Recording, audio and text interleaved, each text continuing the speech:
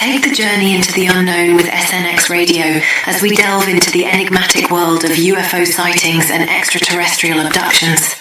Join us for conversations with leading experts and individuals who have encountered these otherworldly beings, uncovering secrets about their experiences, contact stories, and the profound implications for humanity. Listen as we reveal the incredible narratives of those who have undergone alien abductions, shedding light on the psychological and spiritual impacts of these encounters. Explore the depths of consciousness and spirituality as we discuss how these experiences may connect us to something greater beyond our understanding.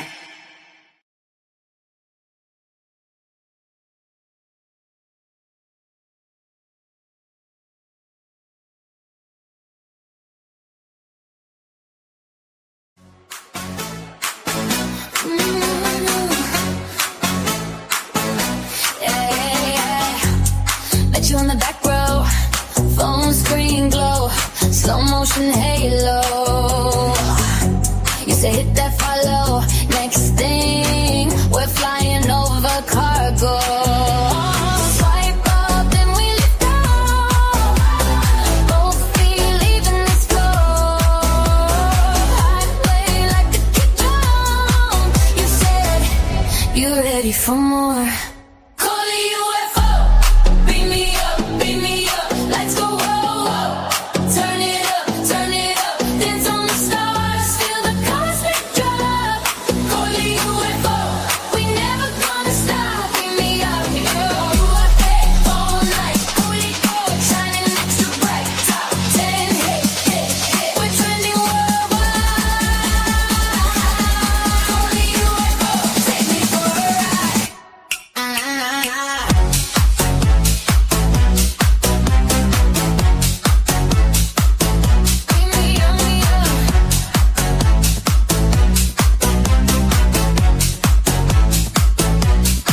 Up in the main room, neon dust on my white shoes.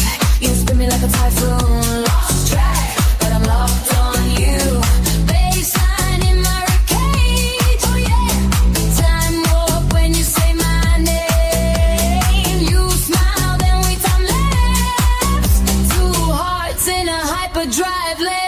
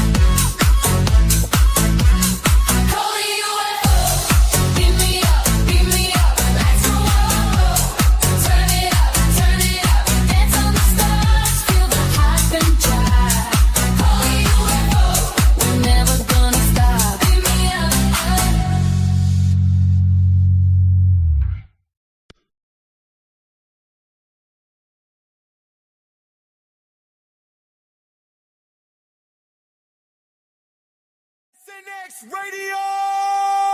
Turn it up, let's go! Calling UFO in the cockpit live. If you're ready for the truth, throw your hands up high!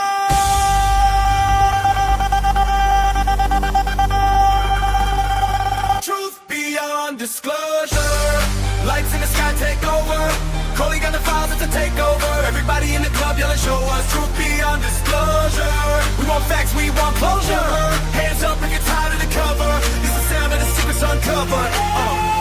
Yo, radar locked, but they don't see nothing. Farmtown kids saw the triangle hovering. Phone in his hand, got the whole thing filmed. Next day gone like it fell in a kiln. Black man's scripted served, that's a star. But his zigzag snaps like a muscle car. There's a base badge flash, don't take pics. Still the hanger got craft that can break physics. New spin tight with the same 10 lines, but the pilot can't sleep, sees the same 3 lights. Briefed in a room, this meeting ain't happened. Sign this paper, mind gets flat.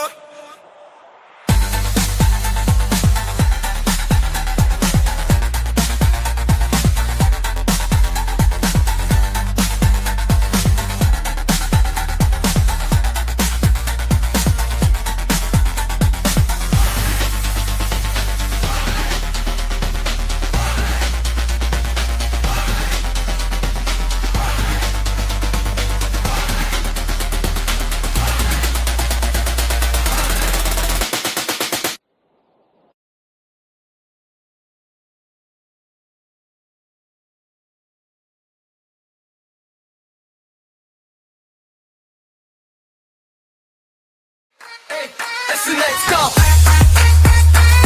Drop. Bam. Good boy. Together we flow, night after night.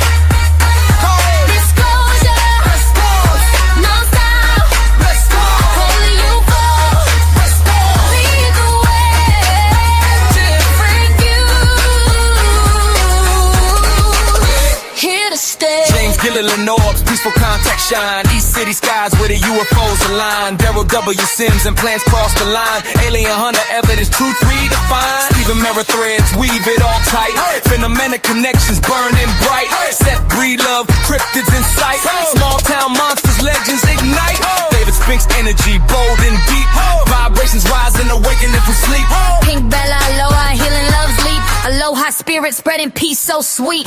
Bigfoot, Michigan, Rob House, footprints clear. Sasquatch trails drawing ever near. Patrick cross channels, messages near. Voices from beyond crystal clear. Dark skin of films, gateway disclosure pure. Capturing truths that will endure. Wonder by retreats, consciousness sure. Expanding minds, opening every door. This heart, truth drop. Disclosure, non-stop. Only you fall, lead the way. Different views, here to stay. War with the true glide through the stars. Skate, hands in the air, drop them bombs. Circle the ring, feel that vibe. That's the next truth, keep it alive. Let's go. That's the next truth, keep it alive. Let's go. That's the next truth, keep it alive. Let's go. That's the next truth, keep it alive. Hey, let's go. Yeah. It's the money flood, truth drop. Disclosure, non-stop. Only you fall, lead the way. Yes, you're not everywhere. Hey ho, truth drop, let's go. Hands up high, feel the flow. Hey ho, truth drop, let's go. Hands up high, feel the flow. Hey ho, truth drop, let's go. Hands up high, feel the flow. Hey ho, truth drop, let's go. Hands up high, feel the flow.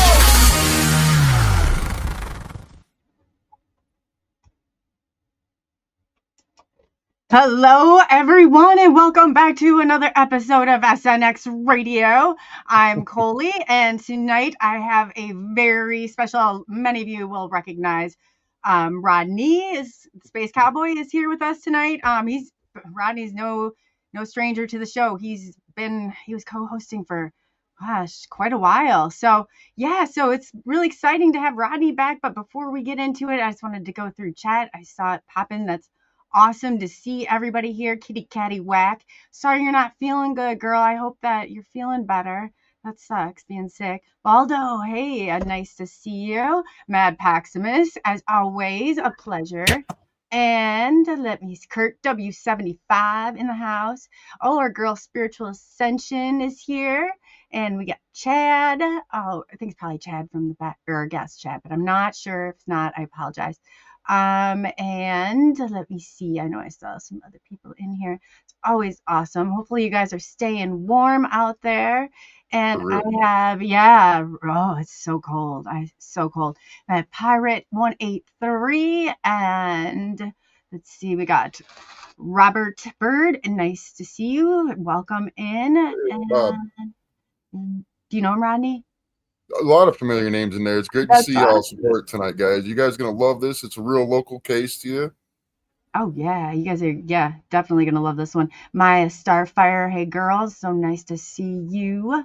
Maya's gonna be on Mystical Mondays here. Anything Beastie, hey. So definitely check out Monday. It's gonna be Mystical Monday, and we also have we'll be starting and kicking it off with Kurt W75. We're gonna be Squatching Fridays. So Robert Bird, I think I got you before, but hey, Bigfoot Dwarf, nice to see you. And welcome back here. Oh, Bigfoot Michigan Rob. If you guys don't know who Bigfoot Michigan Rob is, get over to BMR's channel and subscribe. You're going to love his content. Hey, Cassie. We got Rodney's wife, Cassie, in chat. She's wonderful. They have a wonderful family. And I got you, Mad Maximus, I believe. Let me see here. Oh, Shelly. I knew I saw Shelly. Shelly Montgomery. Hello. Hello. Getting a And full house on all the apps tonight. oh yeah, Poncho's in the house. Hey, Poncho. Ooh, it's definitely picked up. It's probably chat's probably a little different, huh, Rodney? Yeah. Everybody's PNW Rush is here. It's so nice to see you. I try to get everybody. I don't like to leave anybody out. And if I missed you, like I please like yell at me because well, get used to it now, guys. Then enjoy it, because if she ever gets too big, she can't get them all. Maya's coming on to represent chat on Mystical Mondays, just so we can get everybody's questions answered because it's gotten so busy. But I'm going to go ahead and I'm going to turn this over to Rodney to do the introduction because I'm going to continue. It's nice to have somebody else. So I'm going to continue dropping this and see if to get those links live once they're up. So so we get a good sized group here. And so Rodney, without further ado, tell them who you are if they forgot. Yeah, well, I'm Rodney, Space Cowboy, I'm known as Big Chief Thunderlung. Some of you might know me. Raised here in Central New York my whole life. Had plenty of UFO experiences that started as a child, like many of you, which caused us to be put on a path to figure out what's going on. And I've actually been running a support group now, and we got a lot of people growing and helping each other out in there and supporting each other. That's me, but this isn't about me. And thank you for that introduction back again. We got Chad Granoski here tonight, and you guys might know the Phoenix Lights case that had hundreds of witnesses with hours of footage. Chad Granoski here in Central New York, 2 months after the Phoenix Lights, and his father recorded the very similar lights, which I hold a connection to because it reminds me of what me and my dad experienced in our first case. And he's got some really good footage you guys are going to like. And some other experiences you might want to share. I can't wait to have this conversation. We talked last night for an hour and a half, and it was great talking to somebody local. That's awesome. Should we go ahead and bring him on? Yeah, I'll get him up there. I can grab him for you. There he is. Hey, Chad. Hey guys, how you doing? I don't know why I feel like I'm going to scare somebody when I do that, but I get it. I don't know. But yes, welcome to SNX. Rodney, I just handed it over Rodney for a bit. I'm just going to keep dry. I just have a couple more things to do behind the scenes, but I'm here with you listening. So.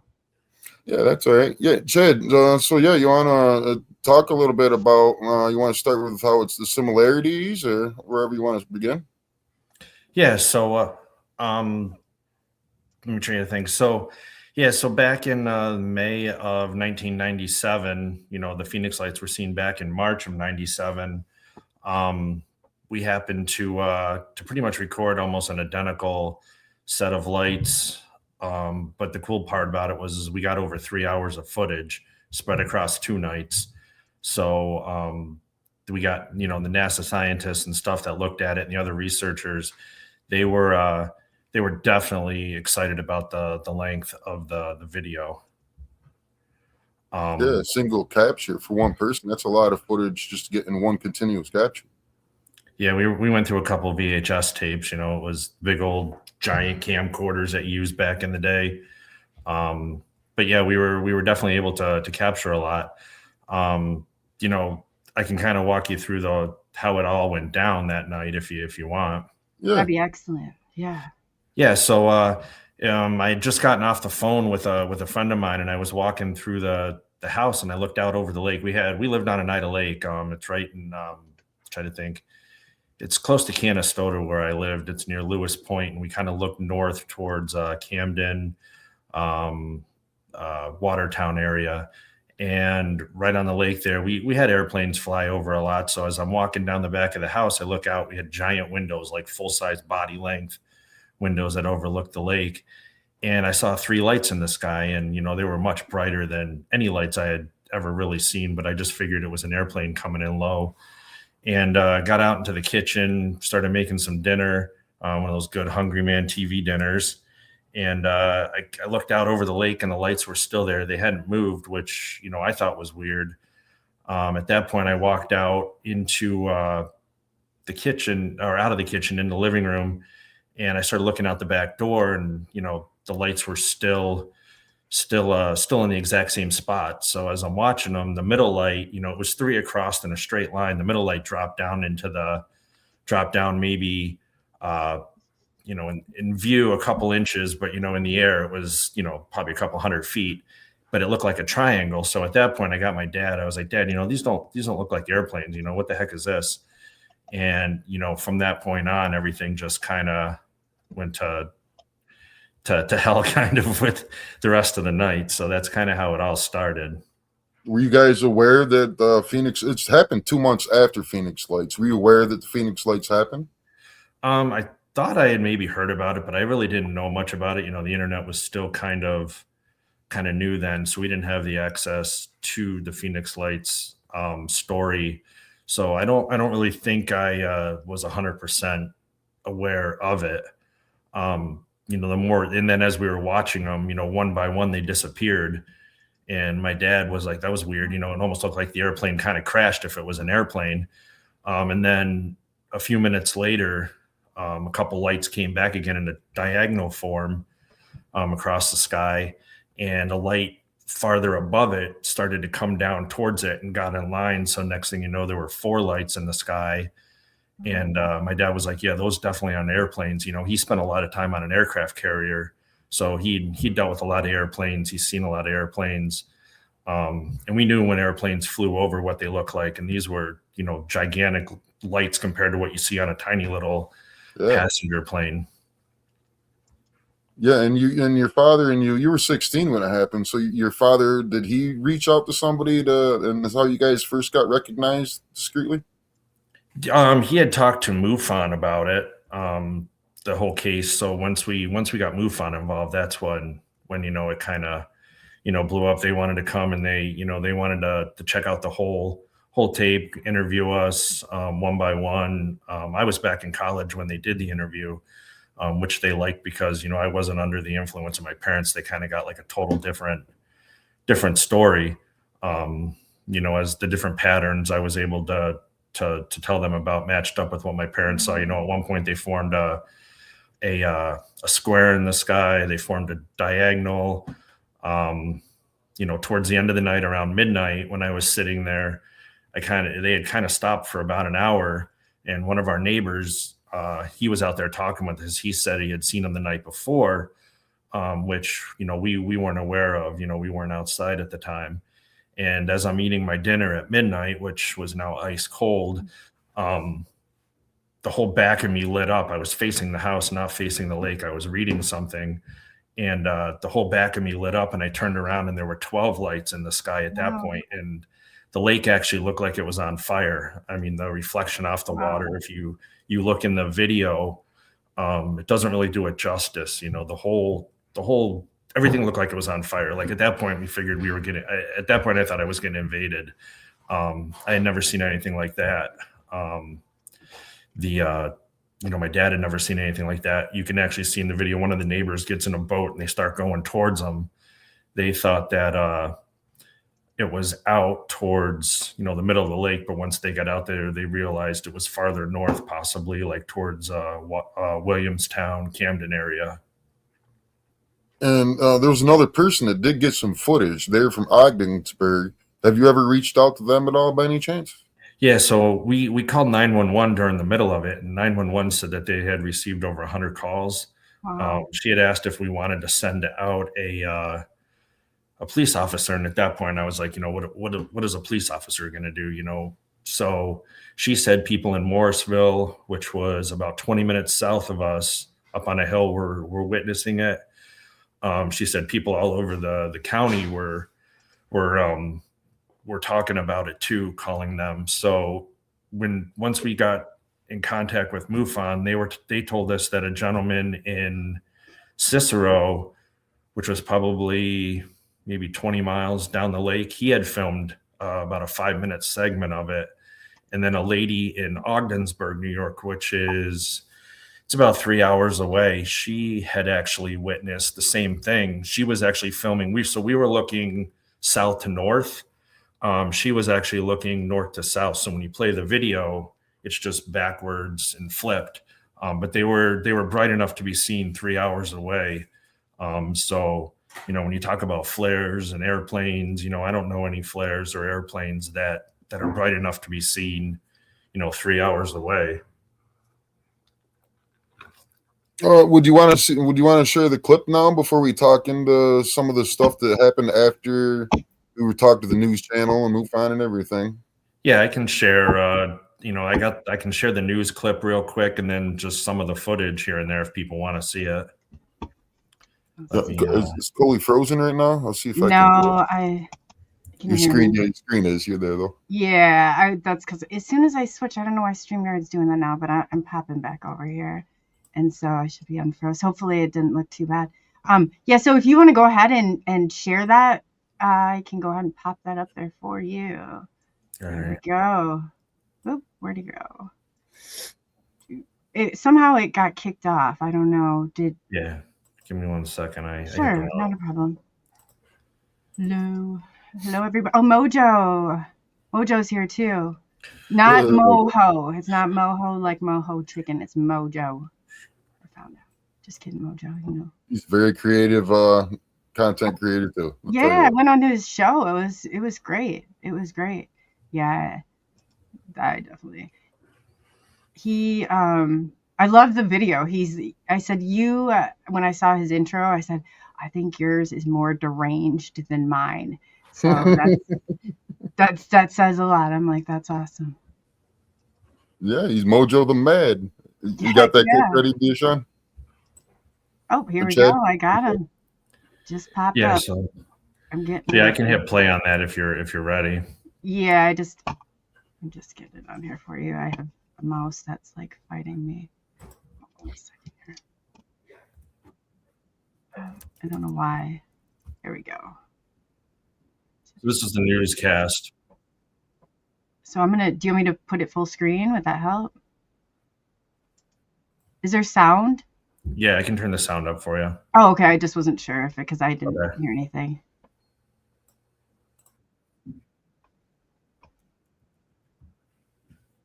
Yeah, the audio's not coming through for us on our end. Yeah, it's not showing. Sometimes if are you sharing a screen? Oh no, it's not showing that. You might have to give it permission for audio since you're coming in on a different thing, because I'm not even showing that you have a mic there, so which indicates that there is no audio.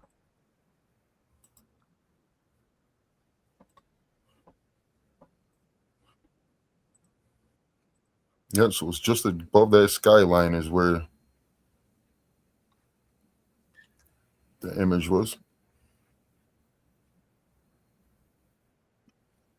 I can kind of walk through the audio on it. I mean, that's just okay. Yeah, sure. Thank with you. My dad, he's talking about what he saw. That's the 12 lights in the sky right there. The shoreline are the lights on the bottom. Sorry, here. I don't know what's going on. Okay. No. This is the MUFON investigator.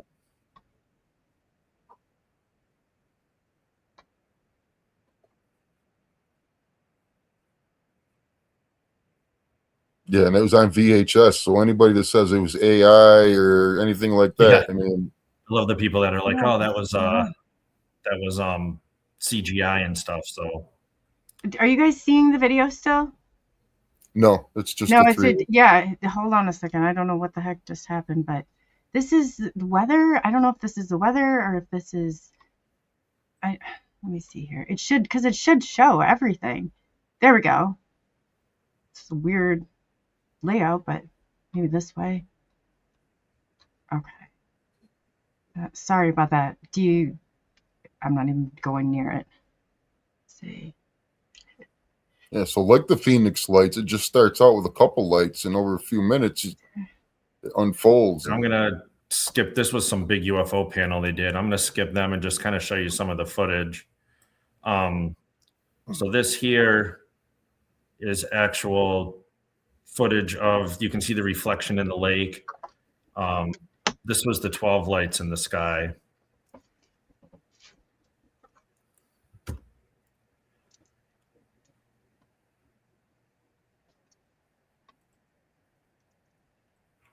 We've got, where we go. So this was the pattern here that was kind of like the Phoenix lights. Let me get to that. This is, you can kind of see how they,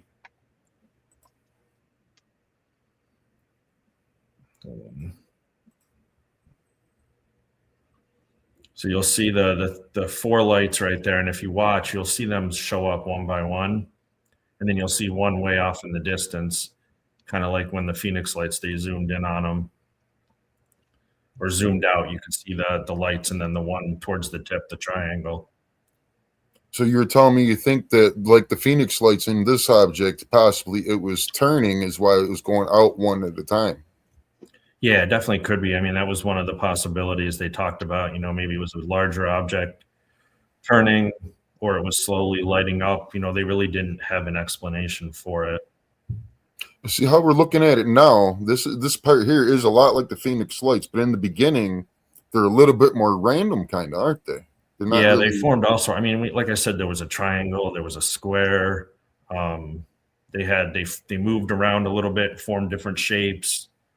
But if you count how long the Phoenix lights last and these last as they go out, it's almost identical. Wow.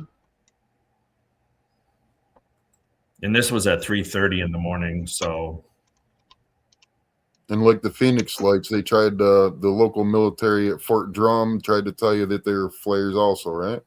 So the MUFON investigator went up to Watertown, or to the local air base. What is it? Griffiths in Rome. Fort Drum. Fort Drum to Watertown, yep. Yeah, and Fort Drum said that they were testing flares. So when the MUFON investigator asked them what time, they said from 8 o'clock to 10:30 that night, and they got it in writing from the base. And once they got it in writing, they turned around and told them, well, it's funny, we do have 2 nights of the video, and we have from 9 o'clock all the way till 3 in the morning the one night. At that point, the gentleman they were talking to notioned to the military police that were in the room, and they were escorted the MUFON investigators off the base and told them, it was flares, and basically to leave it at that. I'm sure they did. And it's a lot more than just seeing these lights too. Now, after he's seen these lights, we've heard about Men in Black, but Chad experienced a different. It's not different. It's very similar to. You got to tell him about that too, Chad, if you can. The footprints. Yeah. So hold on. Let me get this. I was clicking something. So we saw the lights. We reported them. MUFON came out. Well, MUFON came out. They did the interview. The news came out, did the interview. A few days after the news came out, the gentleman from the news told us, we should make multiple copies. You never know what might happen. So we made a ton of copies. My dad mailed a couple to my aunt. He even went as far as to bury one in the yard in a plastic bag. So we had a bunch of different copies of it. My mom calls my dad hysterical. She's talking about a helicopter that was flying up and down the shoreline. And every time it would fly over the house, it would set off the electronics in the house. It would, microwaves would go nuts, fire alarms would go nuts. We actually had a couple VHS tapes that got ruined almost right after.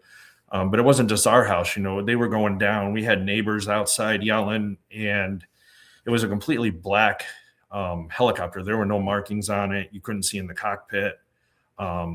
It was just a blacked out helicopter with a giant disc on the bottom. And it was flying, my mom had estimated about 200 feet over the house when this happened. When MUFON turned around and asked the military base, they gave us we don't have black helicopters. Anything we have has designations on it. So they kind of, they threw it to the wayside, the military. After that, I was sleeping, and it was probably around 3 in the morning. I woke up, and I had heard some kind of like sing-songy weird voice. It was like a blah, blah, blah, blah. It was just this weird talking. I couldn't understand what was going on. At this point, I was sleeping with a baseball bat underneath my pillow too, because I had no clue what was going on. And I turned, and I didn't feel scared. That was the weird part. And as I turned, there was a gentleman, I estimated he was probably about 6'6", 6'5". He had a top hat on, He had a black and white striped vertically shirt, looked like black pants, and his face, which was the weird part, if you block somebody's face out, like pixelate it, that's what it kind of looked like. And as I looked, he was like, "You know what I want?" And he kept saying, "You know what I want?" And I'm like, "Well, what do you want?" And he said, "I want the tape." And, I didn't feel scared. I didn't feel like nervous. It wasn't like, it was like almost like in a trance, like a dreamlike or like a dreamlike kind of like situation. I didn't know if I was dreaming or not. So then as I'm laying there and I'm looking at him, all of a sudden I could hear my dog down the hall, the collar stir, and he turned quick, like agitated, and took off through the house. So at that point, I jumped up out of bed and was like, "Whoa, what just happened?" I kind of snapped out of it. So I went down the hallway to our mudroom, and I'm looking outside, and we lived on it was a dead end road. There shouldn't have been anybody down there, especially in May. There wasn't a lot of people in their camps. We were really one of the only houses there. So my mom came down the hall because she heard the ruckus, and she's like, what was that? And I said, "I don't know. I thought there was somebody in my room." And she's like, "Go to bed." And as we're standing there, we saw the tail lights turn on and a car went up the road, which I thought was weird. Nobody besides the paper man comes down the road at that point. That he would have had his lights on. And then the next morning, my mom, she vacuumed a lot. So we had that big plush carpet. She was an avid vacuumer back in the day. And she must have just vacuumed because you could see the footprints the next day. They were estimated around 13 to 14 inches going down the hall to my bedroom and then back down towards the mudroom in the house. So, at that point, I'd kind of tried to figure out, what the hell actually happened, with that. Yeah, they can just come and go as they please in the middle of the night. They weren't expecting you to catch them, I don't think, were they? I don't know if it was that so much, or maybe the dog stirring, but something, whatever it was, kind of tipped them off. And then, after that, the rest of the summer, I got kind of ill. I ended up with, I got really jaundice. I got sick. They couldn't figure out what was wrong with me. So they were going to admit me on Friday into the hospital. So I was in the shower that morning, taking a shower, and I get out. And when you look in your mirror, like if you write on your mirror how clear it is, well, in half the mirror was a giant, like this sounds so weird, but half the mirror was the giant face of a gray. It was all clear except for the eye, and it was the almond shaped head. So I dried off quick, ran out of the bathroom, and all the windows in my room were wide open and the shutters were banging back and forth. And we had no wind that day. So I collapsed in the hallway, and my mom came out, and she's like, "What the hell's going on?" And I really didn't tell her. She got me up and we were driving, and when we got in the car, I kind of told her what happened. And she's like, "Oh, whatever." And, I think she kind of, blew it off a little bit. And when we got to the hospital, they did my blood work, and all my blood work was normal. They said my jaundice was gone.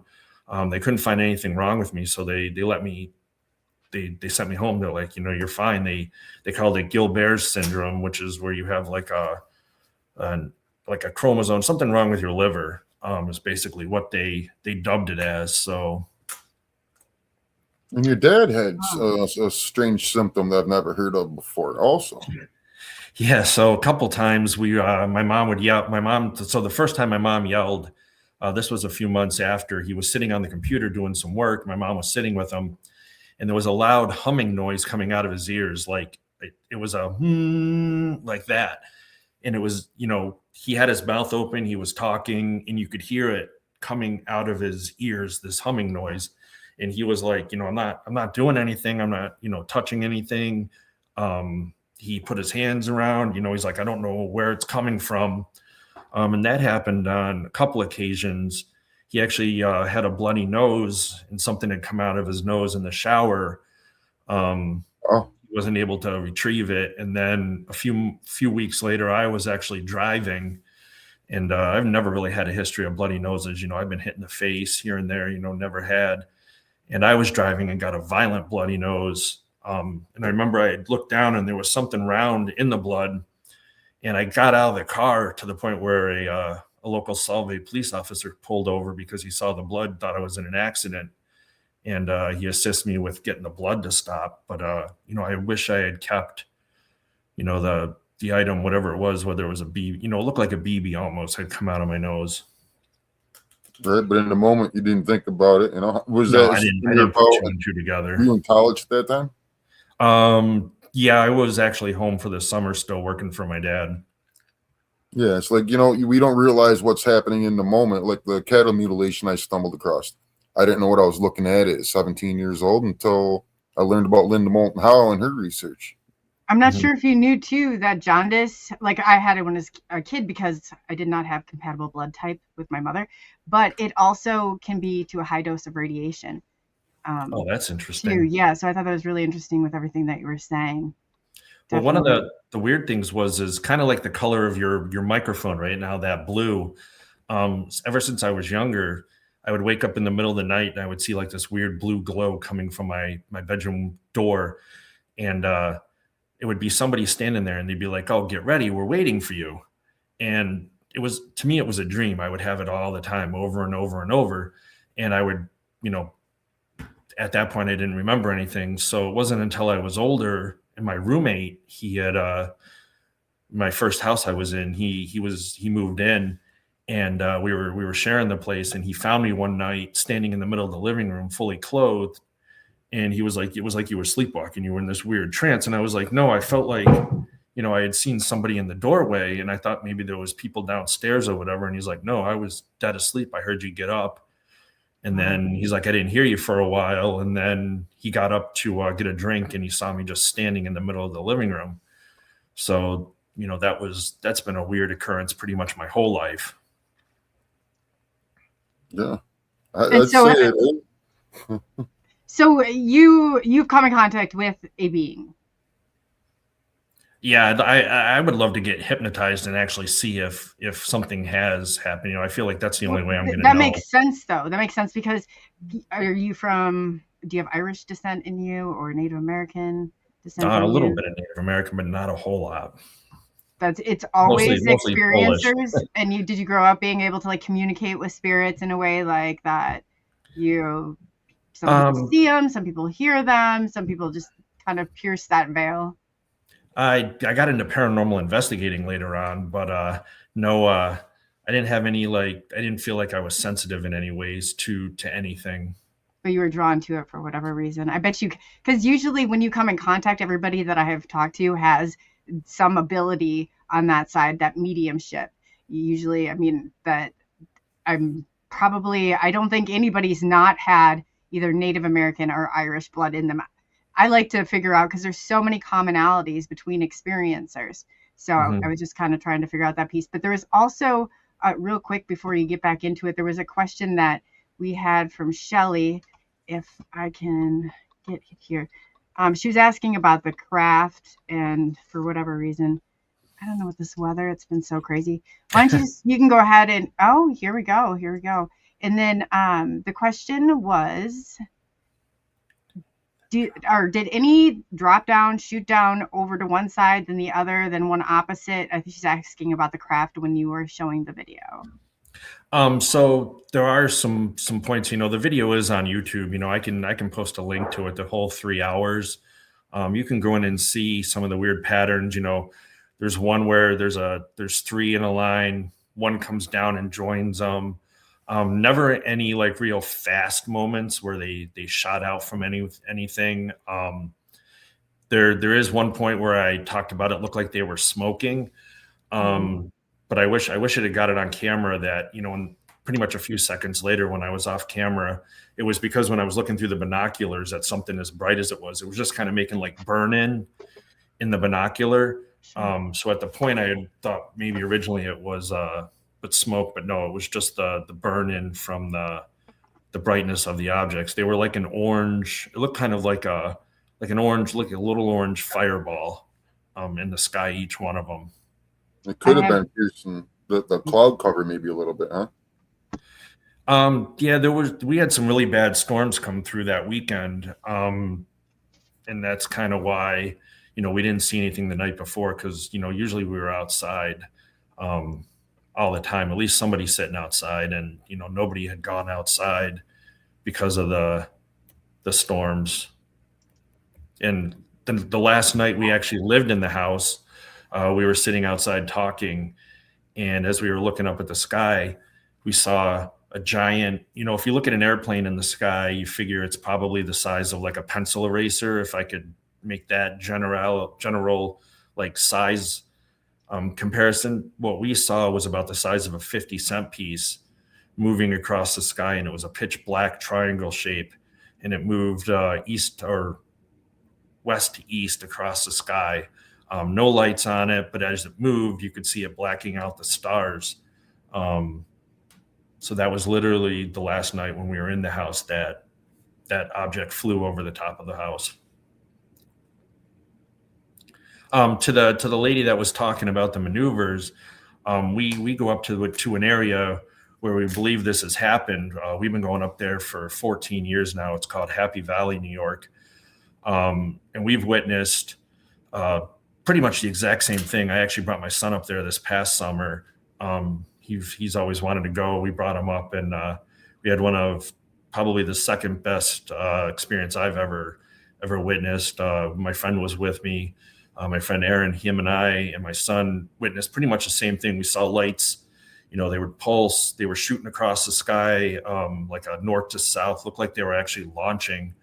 And then they were moving west to east, super fast, like moving, but they would go, if you were to hold a ruler up in the sky, they would go about 12 inches across the sky, and then they would just disappear, nothing. And that's why it looked like something was launching. And at the end of that, there was an actual round pulse. It didn't make any noise, but it looked like almost like a gate, like something that just poof, almost like the logo on my thing, my team logo here. It was a weird, like pulse-like object in the sky. When I contacted MUFON, the gentleman told me I witnessed Starlink after researching this for a couple of days. He calls me up. If it wasn't Halloween night and I was taking my kids trick or treating, I probably would have given the guy a piece of my mind. But he came back and said that it was a man-made object that we witnessed, and it was Starlink.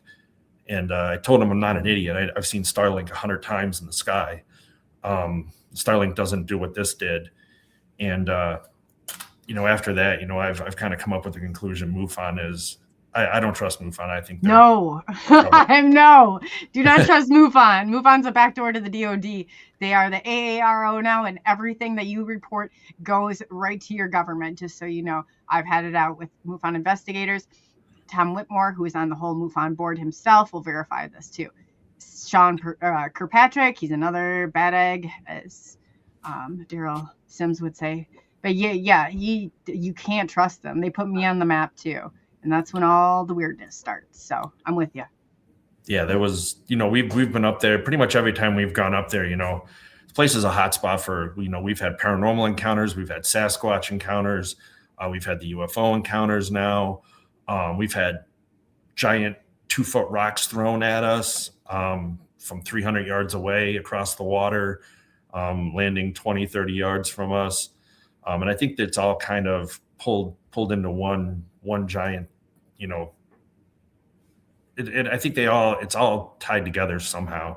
And that's why we continue to go up there. But, I do have some of that I can share too at some point if, some of those videos. We'd love to see them. Yeah, Happy Valley's got some history. There was like a town there or something, and they all had to leave. They died or something, didn't it? Yeah, apparently they thought that there's just a couple things. A lot of people think there's a witch that cursed the land, killed everybody. There's a thing where people say they just vanished.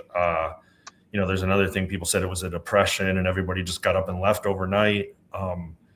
But there's a lot of paranormal experiences. There's a witch up there. We've actually done a paranormal investigation and we've made contact a couple times with what we believe is an actual, she's dubbed herself a witch. So, you know, historically there's been claims that a witch has lived up there. So, and when there's people that I brought up there that haven't known about the witch that makes herself known, and they're like, that's a witch. And, you know, it's interesting when you don't tell people the history of the place, and, you know, it comes out. So wait to tell them the good stuff when you get them up there at night. Yeah, I've actually brought a couple TV shows up there, and they filmed, and the one gentleman said it was probably the best place he's ever investigated in his life. He's like, you know, we got UFOs, we got Sasquatch. That night we had ghosts. He's like, we had the trifecta. He's like, I've never been anywhere that's experienced this. And, you know, back to TV shows, you know, Ben Hansen, I don't know if, you know, Ben Hansen and Melissa, I'm going to butcher her last name, but Title, they had put my video on Alien Encounters Declassified back in 21. They came in, and, you know, I talked to Ben extensively, his producer, and he came in on a, you know, he wasn't physically there, he couldn't be there, but they rented a place on the lake, and we actually did a whole recreation of the event. They hung him from a tablet, him and his producer, and they asked me questions, you know, remotely, and then they did kind of a reenactment of the event. It was that was a pretty interesting account, being able to work with them and have them really interested in the experience. And, you know, he couldn't believe it hadn't received any more I don't know, publicity than it did. Yeah, it should be attached to the Phoenix Lights case whenever they bring that up, honestly. Yeah, the two big researchers from the Phoenix Lights case did actually view it. And they said it was pretty incredible. They had Richard Hoagland, who worked for NASA at the time. He reviewed it. He was amazed by it. A few months after we submitted it to NASA, Fox's Greatest UFOs Ever picked up the video, but they were unable to get it into the TV show in time because of the way production went.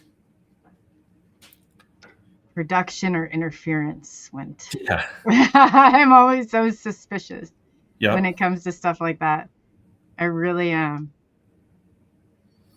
There's always somebody trying to hinder it from getting out there. Oh, isn't there always? I've had the craziest stuff happen to you with the helicopters, with a dead cat at my door, with my location being snapped. I used to go through get in my Bluetooth. Your bank account still never not go unhacked, I think. It is just like one thing after another. When there's something that I think they try, you know, a level of it, trying to scare you however they can, just or annoy you so badly that keep that interference continuously, where you're like, all right, I've had enough. Like, you know, I'm giving it up for a second. Mm-hmm. But that's the way I've encountered it anyway.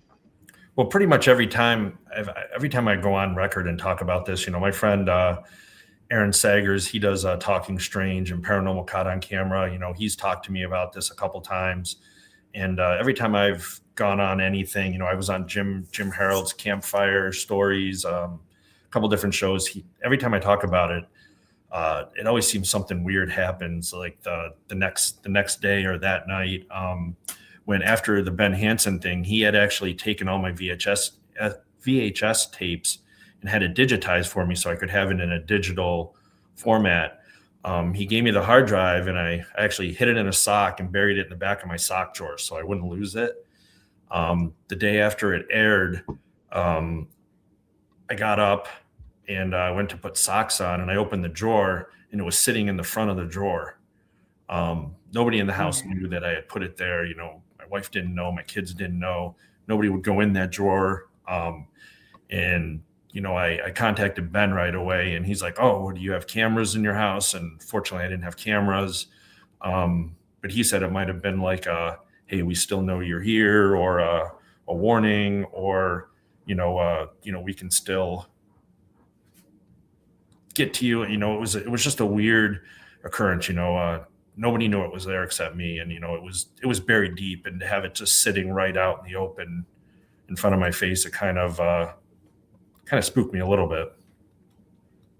Yeah, definitely. I don't blame you there at all.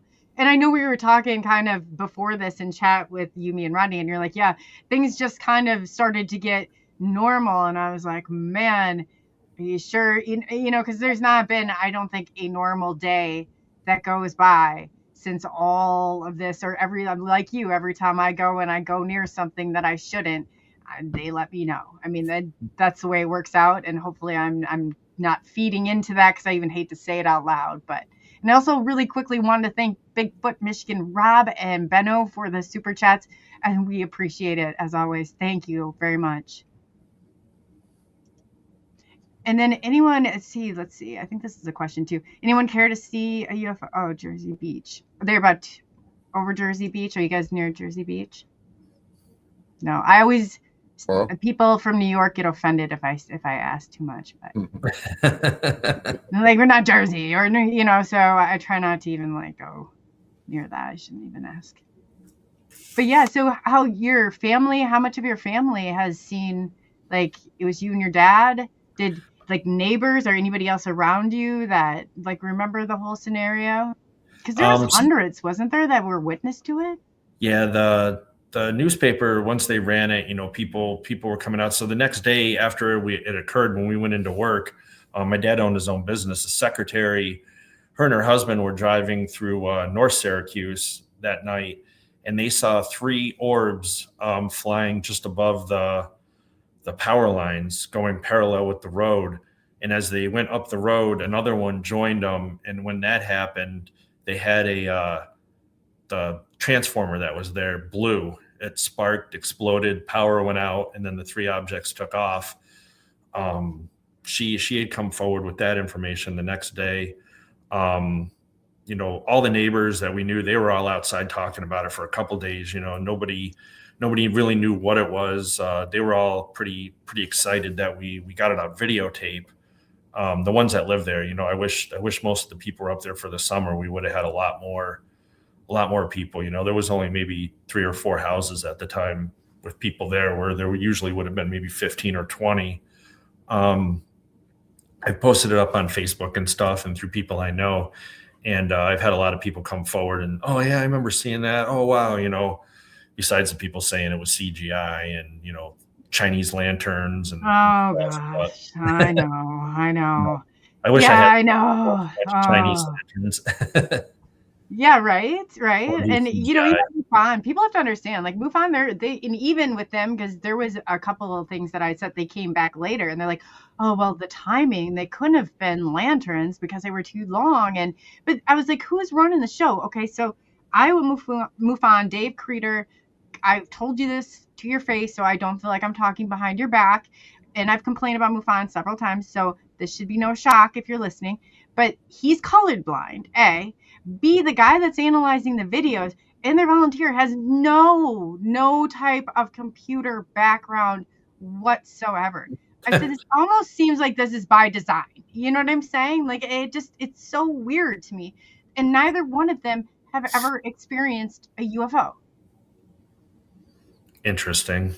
How do you get it? Yeah, you don't get it until you have experienced it, or you've been close enough to somebody who has experienced it. Like, you're still not going to fully understand what it's like to stand face to face with one of those crafts, or, you know, come face to face with some of these beings. It's not going to happen. I tried to get it. I applied actually for MUFON kind of after it happened. They need good people. Because I wanted to do people right, not kind of. So our MUFON investigators were really good. We kind of had the good cop, bad cop. You know, the one guy was the believer and the other guy was the, oh, well, you know, it could have been flares. It could have been, you know, he was the, you know, I get it. It was kind of the Fox and, you know, Scully, you know, they were, you know, they had to play off each other. But after it was over, they basically just, that was it. You know, they didn't do anything else with it. There was no follow up. You know, it was just kind of like, oh, well, we kind of just let it go. I mean, my dad owned his own business at the time, and I think he was afraid of the fallout if it got out, you know, maybe losing customers or whatnot. And, you know, the internet not being as big as it was, we didn't know what to do with it at that point. You know, we couldn't do anything with it ourselves.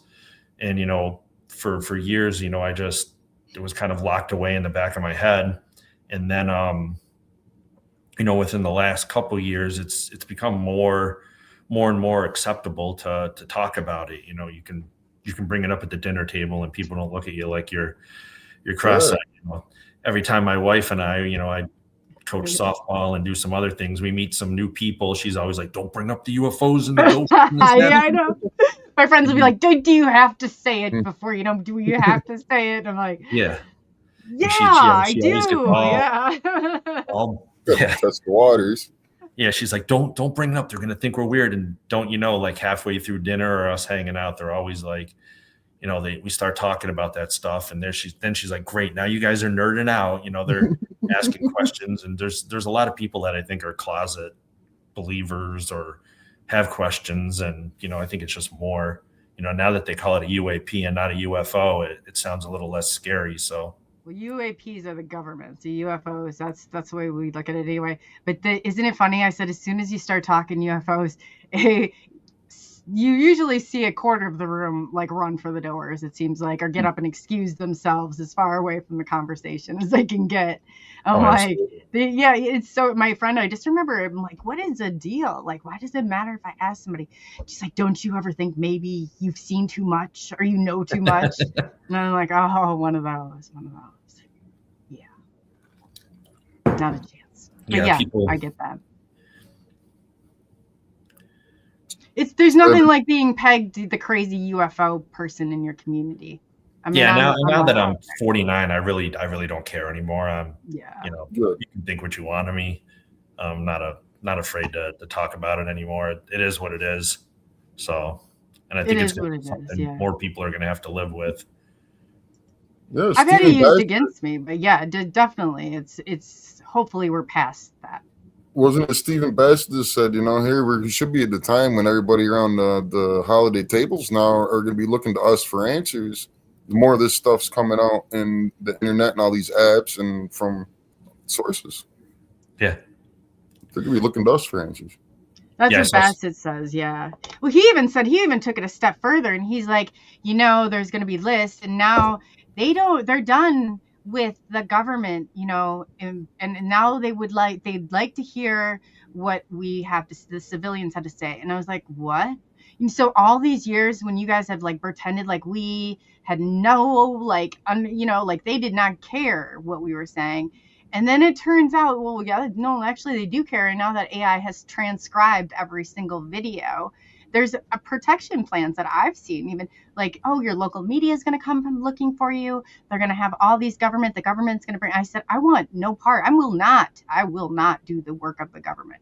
I don't care. I'm not doing it. You're going to have to find another sucker. It's not going to happen. Mm-hmm. But yeah, I do. And now everything's transcribed. So we're already in over our heads, you know? Yeah, there's that joke. It's like, eventually you're going to wish, you know, you stayed in contact with your conspiracy friend. Mm-hmm. Yes. Those conspiracy friends, we will come in handy. Yeah. Let me tell ya. You just got to stay one step ahead of it. And it really is. And when you see something that's so profound like that, and it's just like, man. So the local community that it was in, Lake, is it Oneida? Am I pronouncing that correctly? Is there like, I mean, do they celebrate it? Do they talk about it? Is it kind of hush hush? No, there's, like I said, it just kind of just disappeared, you know, off the records. There's a lot of sightings in the area. It's kind of a hotbed, this area. But even if you try to Google it on YouTube, you know, you get more fishing with lights and hunting with lights. If you know, I tagged it Oneida Lake lights. UFO, and you know, it's buried. It used to be up at the top, and it's even buried down there. So, you know, I've contacted the news. I've contacted, you know, kind of really didn't know who to contact really with it. You know, that's why, you know, when Ben Hansen found it, I was pretty excited for that. You know, he helped bring it back to light. You know, there was a bunch of TV stations and stuff that contacted me about it, and then right before it aired, you know, all these the TV stations were like, oh yeah, we want to talk to you about it and stuff. And then nothing, kind of like they were, they just, it is what it is. You mean, so did they actually air what had happened, or did they just not at all cover it? Did they do coverage on it? No, they didn't. There was nothing. The local newspaper lady was, she talked to me about it and stuff. And she's like, oh, this is pretty big. Ben Hansen's a big name, and, Travel Channel, I think it was Travel or History. I always get it mixed up, or Discovery. One of those. She's like, oh, this is pretty big. They paid, they had a reenactment. They set everything up. And then never heard back from her. I reached out to her, and, she didn't push the issue. So I kind of just let it go. If they don't want to work with me, I'm not going to go out of my way to work with them. Yeah, I was surprised, even myself, living here 20 minutes from you, and I stumbled across the footage on another channel that I enjoy, and it's buried within their content, Mm-hmm. Yeah, it does get buried. It does get buried very quickly. That's for sure. Yeah, it's tough trying to, especially now with AI and, the videos, and it's hard to, I read a lot of the comments. There's a gentleman from Europe who posted my video, and it's got a couple thousand clicks now and comments. And, I've gone on and commented as much as I can to try to stay involved with people and to share my story. And there's still the people that are like, oh, it's CGI, it's AI, it's blah, blah, blah. And I'm like, it was filmed in 97. If I had access to AI and CGI, I'd be living a much better life right now back then. But, there's still a lot of people that are doubters, and, it's tough with the AI and the CGI now to actually know what's credible and what's not. When we go up to Happy Valley, I'm like, if we filmed a Bigfoot walking across the road and he came over and drank a beer with us, no one's going to believe it. They're going to think it's a AI and CGI. If UFO flies over the top of our car, everyone's, oh, that's CGI, it's AI. It's going to be hard going forward to really know what's real and what's not. That's why I like a lot of the older stuff, the old, VHS videos, the old stuff from the 70s, 80s, 90s. I think it's more credible than anything you pull out of the woodwork today. I do too. It just, I remember Rodney, he probably remembers. I'm like, once we get, this AI, we can't, all of a sudden it's like, now we can no longer trust the footage. When it was CGI before, there was ways of running it through, and you could see things in the background. You could tell if it was CGI or not. Yeah. And now it's like, but almost like the too good to be true videos. I'm like, those are AI. But then I see them starting to put some of the same, flaws in them like we would. And I'm like, oh God, here we go, Mm-hmm. Yeah, it is. It's impossible. Yeah, AI, that's why it's going to be great to have footage, like you said. There's footage going back, even it's reel to reel from the 50s, but they're going to think that was fake too. So we got to take the cases we knew all about up until the time we got AI. It doesn't discredit everything that's happened after that, though, really. No. It's going to be difficult. It is. It's going to be ugly. Yeah. I don't know how to. I think, I don't know, are we in over our heads on this one with the whole, I don't know. Just, we need to but then it's like, if AI takes over, I don't want AI to think that I hate them, necessarily, but, it's like, I don't want to destroy you, but, it's just like, come on, just hit that magnetic pulse and let's get it out of the way with. But it really does. It's going to skew everything. It's going to be so hard, and it's going to create more doubt. That's what I see happening. It's like, we're just prolonging the inevitable. And then the technology and the holographic technology that they have is so far. I think they're blocking a lot of them out as of the last year. I really do. Yeah, with the AI, it's just tough because,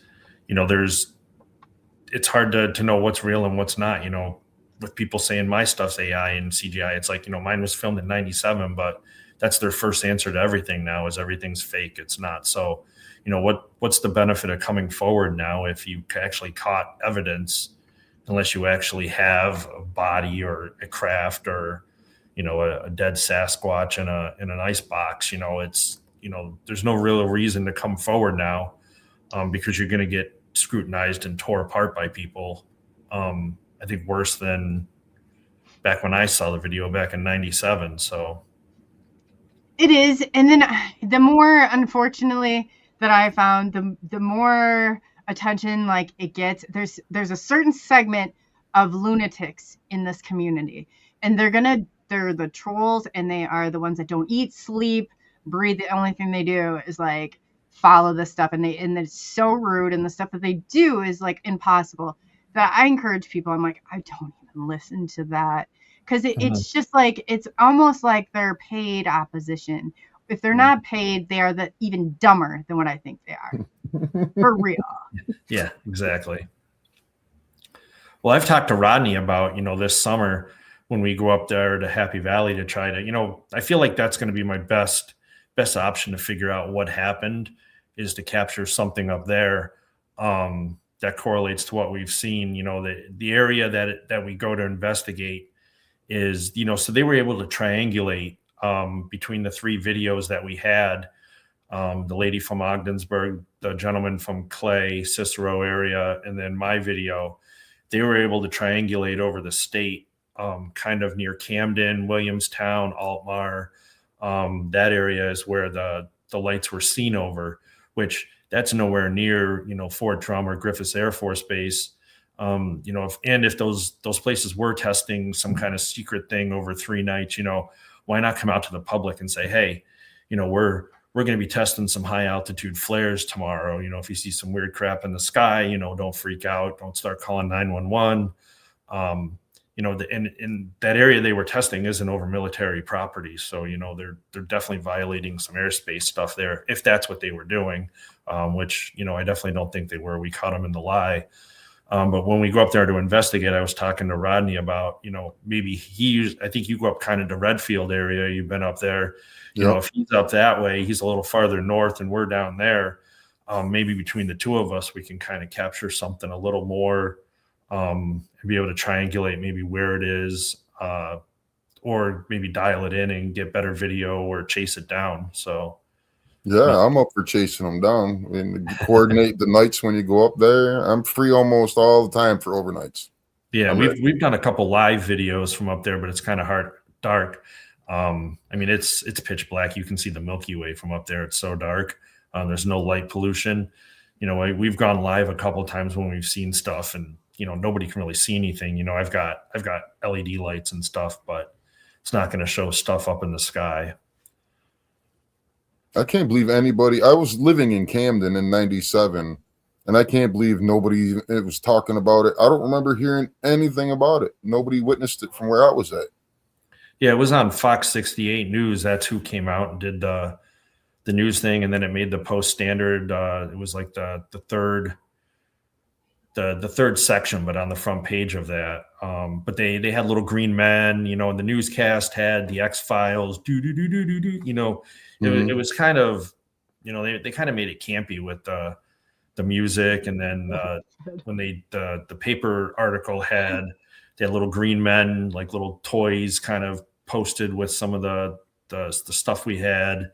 It was kind of like they were making fun of it maybe, or just playing off of it a little bit.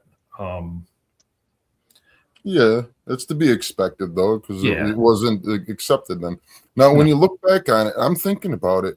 If you're looking across the lake at all these lights, there's a dozen of them going across there. That thing is enormous. If it's one ship, it had to be 2 to 3 miles wide. Probably. Or do you think they were the light spheres? Like individual, not one big entity? Well, maybe I've seen it, the first craft that I had was 50 foot in diameter, is 30 feet away, and it shot off into 7 or 8 of the light spheres. I've also come in contact with the light spheres where I've seen them where they're encapsulated. So it's like, I was like looking around, I'm like, unless you were right down in the area that I was in, you would not be able to see them. Which I thought was interesting. But yeah, I don't know. You hear that like the light spheres go along with it, but I saw a full craft and that thing shot off into, like I said, 7 or 8 of those light spheres. I used to call them light balls, but That's not very professional. I was told. So. No, I know. I've had some people that have looked at it ask, they've said it was a craft and, one big object. And I've had a lot of people that have looked at it have said now, well, it looks more like a bunch of multiple smaller craft, even orbs, some kind of orbs that were, manifesting over the area. I've seen a lot, again, when I've seen it recently, up that way, it looks the exact same, and this time it looked like smaller little ones just launching. So, maybe part of it was an orb, maybe part of it was a larger ship, like a giant mothership dropping smaller orbs. Maybe that's what the giant triangle we saw the last night we were there, that flew over the house was. I know my mom cloaking. Maybe they were cloaking. I don't know. Yeah. I know my mom, when she was little, she was on a swing set and there was an orb flew around her and her sister and then flew away. So she's had some weird experience when she was younger. And, is she part Native American? Is that where the heritage comes from? I think there is some, I know on one of our sides, there's some Native American, but there's a lot of Norwegian, Bosnian, Polish. But I do know there is a little bit of North American, Native American. I'd probably have to look into that a little bit more and see what percentage and what side that came from. I'm surprised you didn't ask if he had Rh negative blood, though. I'm AB negative, so no. My grandmother was Rh negative. Do you know your blood type? We're just getting real personal in here. I need to. That's one thing I've always meant to do when I go get blood work done is I want to ask what type I am, and I always forget. No, it is weird. I only know it only kind of stumbled onto it because my grandmother was Rh negative. I had got 2 O negative parents, and I'm AB negative, which the chances of that are like really, really low. But I was really jaundiced as a child. That's why when you said before about the jaundice with the blood, I know a little bit about that. But you should definitely check into it because most I find either B negative, AB negative, or Rh negative, that there's a different type of experience that comes along with that. Mm-hmm. Yeah, I know when I was jaundiced, my eyes were yellow, my skin was yellow. There was just, and then basically snap of a finger and it was all gone. The doctors were kind of, I think they were more perplexed than I was about what happened. So, that was probably one of the weirdest things that happened besides the gentleman in the house, and sleeping with the baseball bat. That was a weird thing. I didn't grab the baseball bat and swing at him either. Sleeping with the baseball bat under the pillow, you don't get a lot of sleep. And I didn't sleep a whole lot that summer, but, that was my, one of my friends asked me, he's like, why didn't you swing the baseball bat at him? And I said, I didn't feel scared, when he was talking to me. So it was like a trance. I think they do that too. Did you feel like you were under some sort of like sedation or there was any sort? Yeah, okay. Definitely. It was like a fog. Yes. I've heard that described a multitude of times. Definitely. My blood type is THC. Nice. I know. I thought that was so funny. Happy, healthy. Like that was great. Thank you for that. We appreciate it. See, Benno, you're not alone. Benno before wrote something really funny. That's why I kind of was laughing, and I didn't want you guys to think I was laughing at you. So I put his comment up, and he always gives a hard time. He's like, just remember, everybody, it's fair game in here, like posting the comments. Well, I've heard people talk about THC and how it was brought to us from aliens. That's a real weird story. I've heard people talk about before, but so maybe he's onto something. He could be. But he must be feeling better than we are because his blood is THC positive. That's funny. That is funny. Oh man, that really. Yeah. So I apologize for the outburst there, but that's what that was funny. That we needed to laugh. Some of the time, the stuff it is very consuming and is very serious. And I find it so interesting that your mom had that experience with that orb. Anybody else in your family, like outside of this, have connections with ET or UFOs? Um, Not that anybody ever came forward and said. One of the other weird things was, so as a child, I used to have a dream where I got chased by a giant ball, like giant ball, like half the size of a house, just this giant ball, and it would roll, and I would run and run and run, and I'd wake up sweating and yelling. And we were watching an episode of Unsolved Mysteries one night, and they were talking about dreams. And I was sitting there with my parents, and I was like, "Oh, I've had this horrible dream my whole life, And my parents are like, "What do you mean?" I go, "Well, when I wake up screaming and yelling, and it would happen more so than not." Um, I was like, it was there was a giant ball that would chase me everywhere I went. I couldn't get away from it, and then it would just come right at me, and then right before it hit me, I would, shake, wake up, and be yelling. And I look over, and both my parents are ghost white, and my dad was almost thrown out of the military because he was on an aircraft carrier in his bunks. He would wake up all through when he was younger and while he was in the military, having the exact same dream. It was a giant ball that would chase him. And it wasn't until the psychologist on the carrier pulled him aside and said, "Try to imagine yourself when you're running, run to a corner and hide. The ball can't get you in a corner." Oh, wow. And so he told me that. And then subconsciously, I kind of remember having the dream. And I remember hiding, like telling myself, "Got to go to a corner, got to go to a corner," and never had the dream again after that. Like it kind of ended it.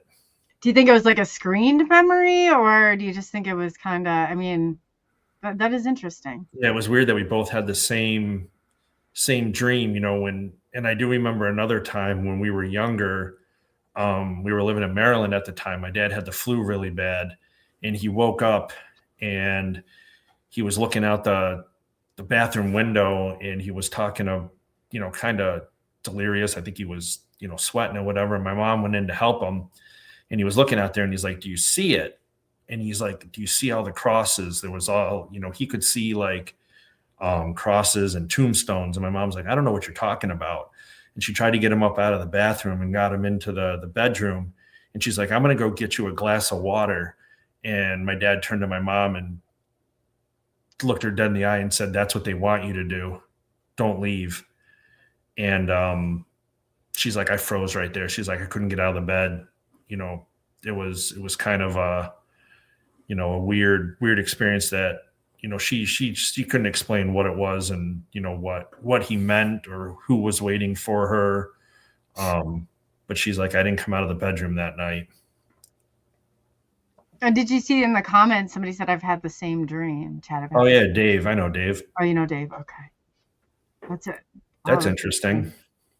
Did you know that? Or did you guys know that about one another? No. Yeah, it's a weird, just a giant ball, and it just rolls and rolls and rolls. And I had that through my whole childhood.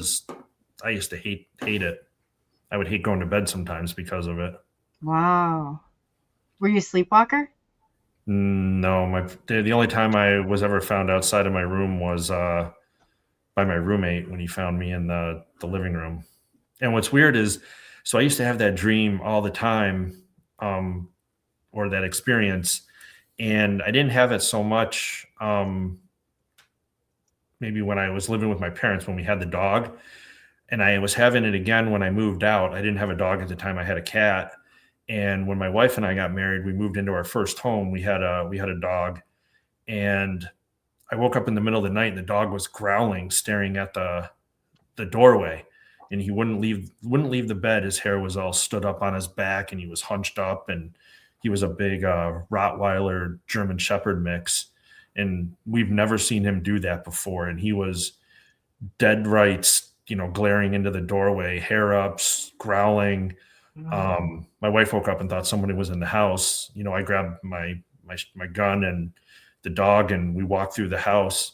But since then, I've always had a dog, and I've never had that experience again. And, a lot of people, when I've read in UFO lore and stuff, say that they're scared of dogs for whatever reason. If you own a dog, it's harder for them to sneak into your home, because dogs are more in tune with whatever, they're able to hide. A lot of people say you can only see them out of the corner of your eyes. They're like fast walkers, um, Dogs yeah. and cats can see them for what they are, you're saying? Right. Yeah. The dogs can actually see them. So, I've heard, I can't remember where I've read it, but, there's people talk about, dogs, owning a dog helps, it kind of wards away them. Yeah, Pancho in the chat, he said he brings his dog everywhere. Valdo wants to know, did dream or out of body experience at all? Have you had any out of body experiences? No, I don't think I've ever, I've always, I used to read how to try to do it. You do the breathing exercises and the lights and the sounds. And, I've known people that have been able to like do it. They say at will, they can do stuff, but I've tried to do it and never, and I don't think I've ever experienced. If I did, I didn't remember. I can't do it that way either. I can't wait for the vibrations to go. I can do it. I've also been taught another way. If you know what somebody sounds like, and you remember like what they look like, and you can't fall asleep doing it, meditating it, that you can you get pretty good at it. You can pop yourself out and you kind of show up like an orb. Interesting. It's interesting. Yeah. So Rodney, you said last night you were talking, what's that? That might be what some people see when they see orbs going through their houses, somebody remote viewing them. It's not, well, I guess I never looked at it like remote viewing because it's different. It's like when you do it or when I'm there, it's like a real plain version. I not always can tell exactly like, what your house layout is like. It doesn't work like that. Not for me anyway. I'm not that far along into it, but I always ask for permission or whatever. But that's how, because I can't do it the other way. I've tried to get out so many times and I'm like, forget this. Like, it's not going to work for me. But then somebody's like, it's because you get too excited. I'm like, but that's my personality. So I don't know, like sedate myself then and try, and then I fall asleep. But not that I sedate myself, but if I am like meditating, I really do. I'll just clunk out and be like, okay, sleep upside down in your bed so you're not as comfortable, and maybe you can stay awake to that point of doing it. But I mean, everybody's Didn't got you say that you're susceptible to hypnosis if you watch a movie too, though? I'm really susceptible to it. Really? That part's easy, but the astral projection is a little bit more work, though. Oh, have you ever been hypnotized like by somebody who has you get up on stage and do goofy things, funny things? No. I have, and I found that I go under. It's almost scary how quick I go under.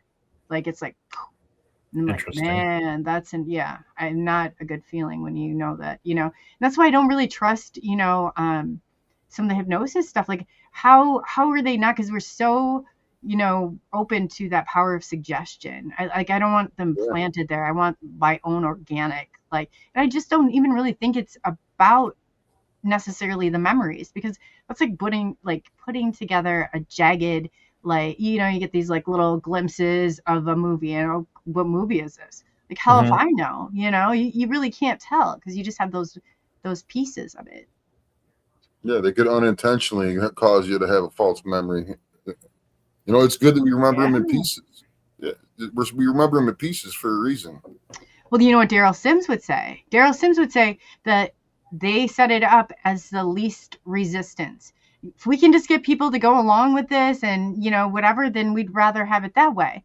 He also says, sometimes the reason you get put back, and this is, I'm not laughing because I think this is funny, but the way he said it, and I was like, I had to stop and think, and I was like, this is a possibility, so I have to consider it.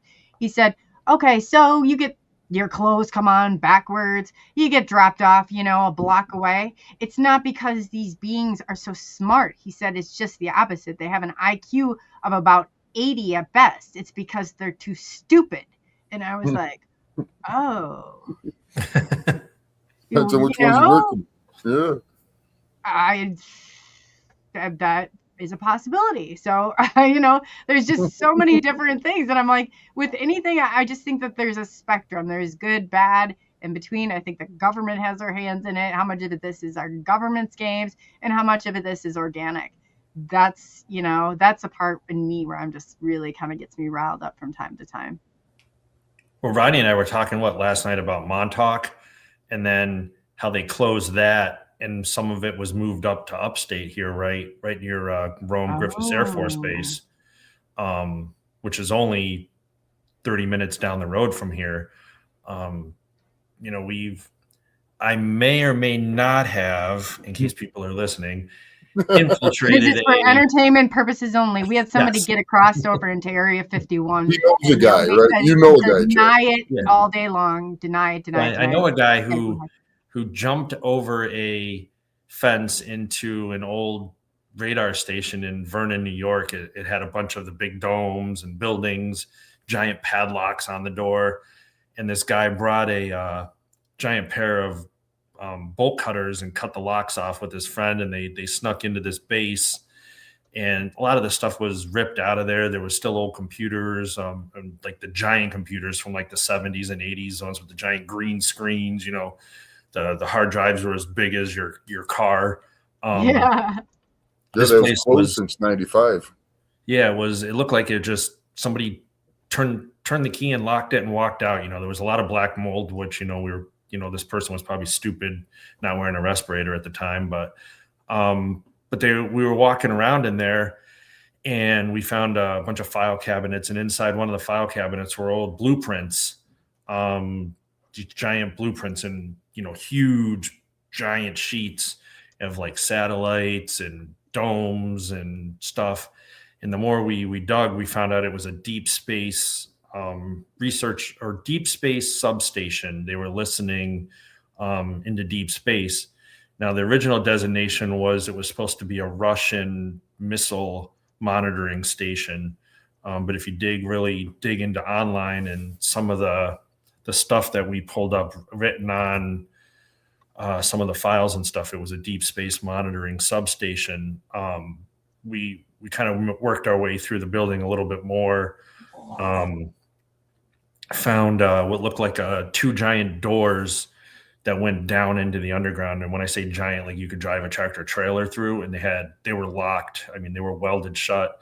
So it makes me believe that there was some type of tunnel system that maybe connected it to Griffiths Air Force Base, which was about 20 minutes down the road. But, you know, that was, you know, to imply with the whole Montauk thing, you know, who knows when they moved it up here, what type of stuff they were doing in the 90s and 80s, you know, with people, you know, with their dreams, or, you know, stuff people thought they were dreaming when we were talking about just a little while ago. Absolutely.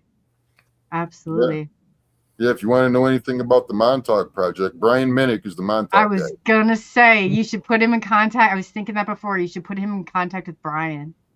He would be able to. We're going to get him in contact with a few people. He's going to enjoy his friends he's going to get now. It's called. Yeah. This is a fun part. I always think, but Brian would be a good one. There's nobody that knows Montauk better than Brian. Nobody. Interesting. Montauk Minute. Yeah, he's great. High strangeness. He definitely. You definitely want to. That's a good point, Rodney. He'd gone out there since he was a kid. Yeah, I've always wanted to go out there. It seems like this would be the best time to do it because you said that place has a lot of ticks. Oh God, yeah. I just saw somebody post about ticks on their thing. You know, you get bit by one now and you can't eat meat. Yeah, but they let go of the bugs out there on what do you call it? Oh gosh, what is that place? It's right out in New York. Like out near where they did all the government testing. I'll think of it in a minute. They're the ones that released all of the what do you got going on? What were we talking about? Lyme's disease? Yeah, and I cannot remember. Oh, Plum Island? Plum Island, yes. Yeah. Thank you. So normally I'd say, oh, forget that, but no, you guys are too close to some real serious like government testing spots, and they don't usually like go very far. You know, they go underground if anything. Mm-hmm. We have Watertown, New York, which is 40 minutes up the road. And the nickname for Area 51 is Watertown.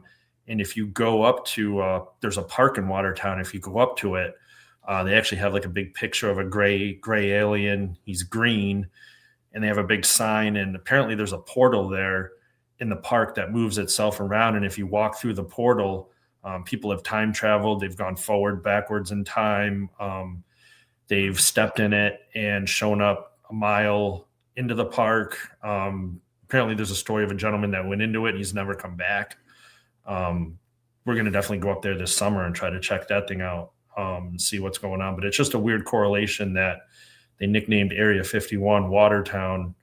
And, we have it right up here. I know there was a story that general or somebody that ran it was from the area or something. I'd have to look more into it. I don't remember what the correlation was, but yeah, there's weird stuff all over this area up here. Yeah, because we're between the Griffiths Air Force Base and Fort Drum, and we know the connection to this phenomena. That's when I started thinking about the connection that everything I've experienced may not be off-world extraterrestrial alien. That it could be my lab, military abductees program. Mm-hmm. Yep. I think everybody that's had legitimate experiences is possibly also a victim of that, and they don't know the difference. I found my way in. I don't know, Rodney. I know everybody's heard me talk about it. I was recruited for the Gifted and Talented program at the age of 4, and then I came in contact with Laura Eisenhower and some other people. Well, now it's a thing. They call it the GATE Project, and it goes through, and the CIA has a gateway. And I'm like, this is I really, truly, in my heart of hearts, think that there's a connection then with MRIs and things. I think it's like the Montauk civilian version Montauk. I think they identified people. A ton of us remember kind of the same thing. I shouldn't say a ton of us. The ones that I have actually found, and I'm like, this is not a new SSP, because people should not jump on board. People are looking for real answers here. Anytime you've had any sort of special type of learning, I heard that's a marker right there. Yeah, and sensory tests. Yes. Yep. Yeah, we were talking. I was just talking to Doc Skinner about this too. He's a gateway kid, and he said, "Do you remember when they bring in?" And I remember the Monroe Institute, the earphones, and then they're testing the hearing and all that stuff. Oh yeah, all connected. Yeah, yes. I could remember taking them tests, but it was in elementary school, and I don't remember a soundproof room in that school, but I remember going into a soundproof room. Isn't that interesting? Raise your hand if you hear it out of this side. And Yep. And they were looking for people who could see, I think, beyond the veil. Now, there's different, people have different views as to why, it's just opinion. It's strictly speculation. Like, they think that they were looking for the rebels to control. Or I don't even think that. I think that they somehow know that we're coming over on this end, and they need to identify us for whatever reason. That's as far as I've gotten. But in everything that I've seen. Oh, and my buddy Paul, he's my birthday twin. Paul's an experiencer. He lives up in Canada. He's absolutely great. He affects electricity. He's definitely one of us. He wants to know if Plum Island or any of those places land on ley lines. I think I've looked into it. I know there's a ton of ley lines that crisscross. I know Happy Valley nicks a ley line where we have all the experience with the Sasquatch and the ghosts and UFOs. I think one goes across where Griffiths is, and I believe another one goes across where the other military base is. Plum Island, I'd have to look. I haven't personally looked of that, but I know just a few months ago I was trying to pull up a ley line map of New York State to see if where some hot spots might be. But there's so many different maps out there. You pull up one on one site, one on another site. I don't know which ones are real and which ones aren't. There's each map I pulled up was different. Brian's putting together a map of Montauk, and he's gone off because I'm like, do you think there's underground, water? There's so many things and so much that he's taking a different route. He's like, we're going and see what logically makes sense. If we're ending, here, but we see this, and this, then we're going to go and assume and check out our hypothesis. Where usually people are like, oh, nope, it just ends there. He's really doing some pretty cool work with that. I'd have to say. Yes, definitely. Well, what's crazy is when they were doing those experiments, they could just set up shop in a town and do whatever they wanted. They could go in and take a busload of kids or a busload of adults, and it was none the wiser. They set up near that town just down the road and did all sorts of crazy experiments on those people with the different waves and the mind testing, and they brought them into the labs. And a lot of these people, through hypnosis are remembering, being in those labs and almost tortured, the experiences. And, now, I think like you were talking about, like that GATE the Gate Project, that Mhm. got to be a little more secretive on how they find people for, whatever they're doing, with testing and stuff. You can't just, like there's a lot of people that airplane that went missing. What was it? MH370 Yep. a few years ago. There's a lot of people that think, UFO abducted the plane. There's a lot of people that think the government abducted it, so they had more people to, for whatever reasons, do testing and stuff. But I think there's a lot more of that goes on around the world that they discredit as one thing, but they need bodies for testing and doing stuff. They can't manipulate people as easily as they did back in the 60s, 70s, and 50s. No. Yeah, you're right. They'll get you to come in for a sleep test because you have night terrors or sleep apnea, and it's actually they're going to be doing some other tests on you. I actually work at a sleep lab. We have a sleep lab as part of our business. And it's amazing the amount of people that come in for sleep apnea or people that have sleep terrors. Oh yeah, the night terrors. Oh yeah. I say there's really only one way through this. It's trauma. The trauma is the way in. You just have to keep it under control. For whatever reason, it's through that trauma that you are able to get there. Yeah, Like, you ever see the movie Fourth Kind? Yeah. I have not. That movie, I was in the theater, and not a lot of movies have freaked me out, but that movie really, really kind of hit me. I'll have to watch that one because I try and stay away from them because I'm like it irritates me because I'm like they're making a mockery of it if it's something or people are not going to know if it actually happened because it doesn't look anything like the way they portray it to be. But she actually shows the tapes. Oh wow, okay. So they'll show you like the actor, and then they split the screen in half, kind of like we have here. Oh. And then it shows the person, like going through, like stretching, their back breaking, and so that's what gives it some credence, But yeah, that I didn't know that. Yeah, I'll have to watch it. The owl. Somebody posted the owl. There's a lot of people that believe the owl was hiding the gray aliens peeking through the windows and stuff. We've had a lot of experience. Screened memory? Did they think that the owl was like a screened memory? Oh, Paul just. Oh. Yeah, I think they believe because the owl, the eyes, they kind of look like a gray. The people just associate an owl with the gray, not the gray.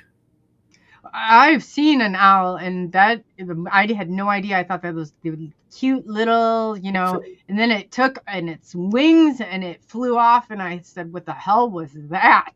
That was not that cute little." That was like, yeah, I couldn't believe it, and I was like, "I'm the Mothman." Yeah, I don't even.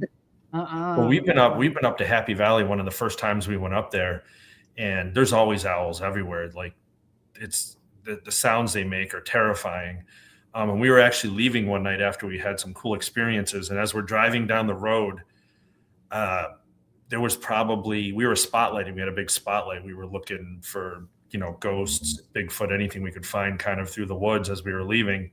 And up in the trees, it was owl after owl after owl. There was probably 15, 20 owls sitting in the trees. I don't know if maybe it was the same one and he was moving and following us, or the couple. But there was just crazy, they're called barred owls. That's the name of them. And they were basically following us down the road, or they were just lined up in the trees. But that was a super creepy experience, tied in with the whole, people believe owls are a form of a gray. You see the owl versus seeing the gray. Yeah, they're generally solitary animals. They don't fly in packs and flocks. No, they don't. No, so true. I've had an experience once like that in Pine Bush when me and the wife went to a UFO fair and met Travis Walton and Thomas Reed. Oh yeah. We were camping on a dead end road. You go all the way to the dead end road, then you're taking a dirt road, and they put us in a campsite that was in the back of the camping area, all by yourself. And we were sleeping one night, and like you were saying, we had owls all around us, and I thought that was very strange. you don't see that many or hear that many owls all at once usually. No, that is weird. Yeah, that is very weird. I'd run for my life. See you guys later. I'm out of here. After I saw those wings, I was just like that. It looked like a you would expect to see like a fallen angel or something come out of the sky. I mean, they was huge. I was like, oh my God, those are not nice little hooting owls. Those are, I don't know, they're crazy. Not the Tootsie Roll Pop Owl. Yeah, right. How many licks? Like, he looked really nice, crunching through that nice, Tootsie Pop. But nope, I don't think so. Man, see, a lot comes with this. So how do you stay grounded in all of this? Chad, it's good that you have Rodney and within distance. Are you guys far apart from one another? Or are you pretty close? Probably 15 minutes. Yeah. Should get a group going. Yeah. I'm sure there's more out there. So I used to be part of a paranormal group in the area. And then I kind of left. I had a pretty gnarly experience one night, and I walked away for a good 6 months. And then I came back. The gentleman that runs it kind of brought me back to kind of face my fear with it. But after that, I branched out and got more into the UFO stuff. I do some treasure hunting.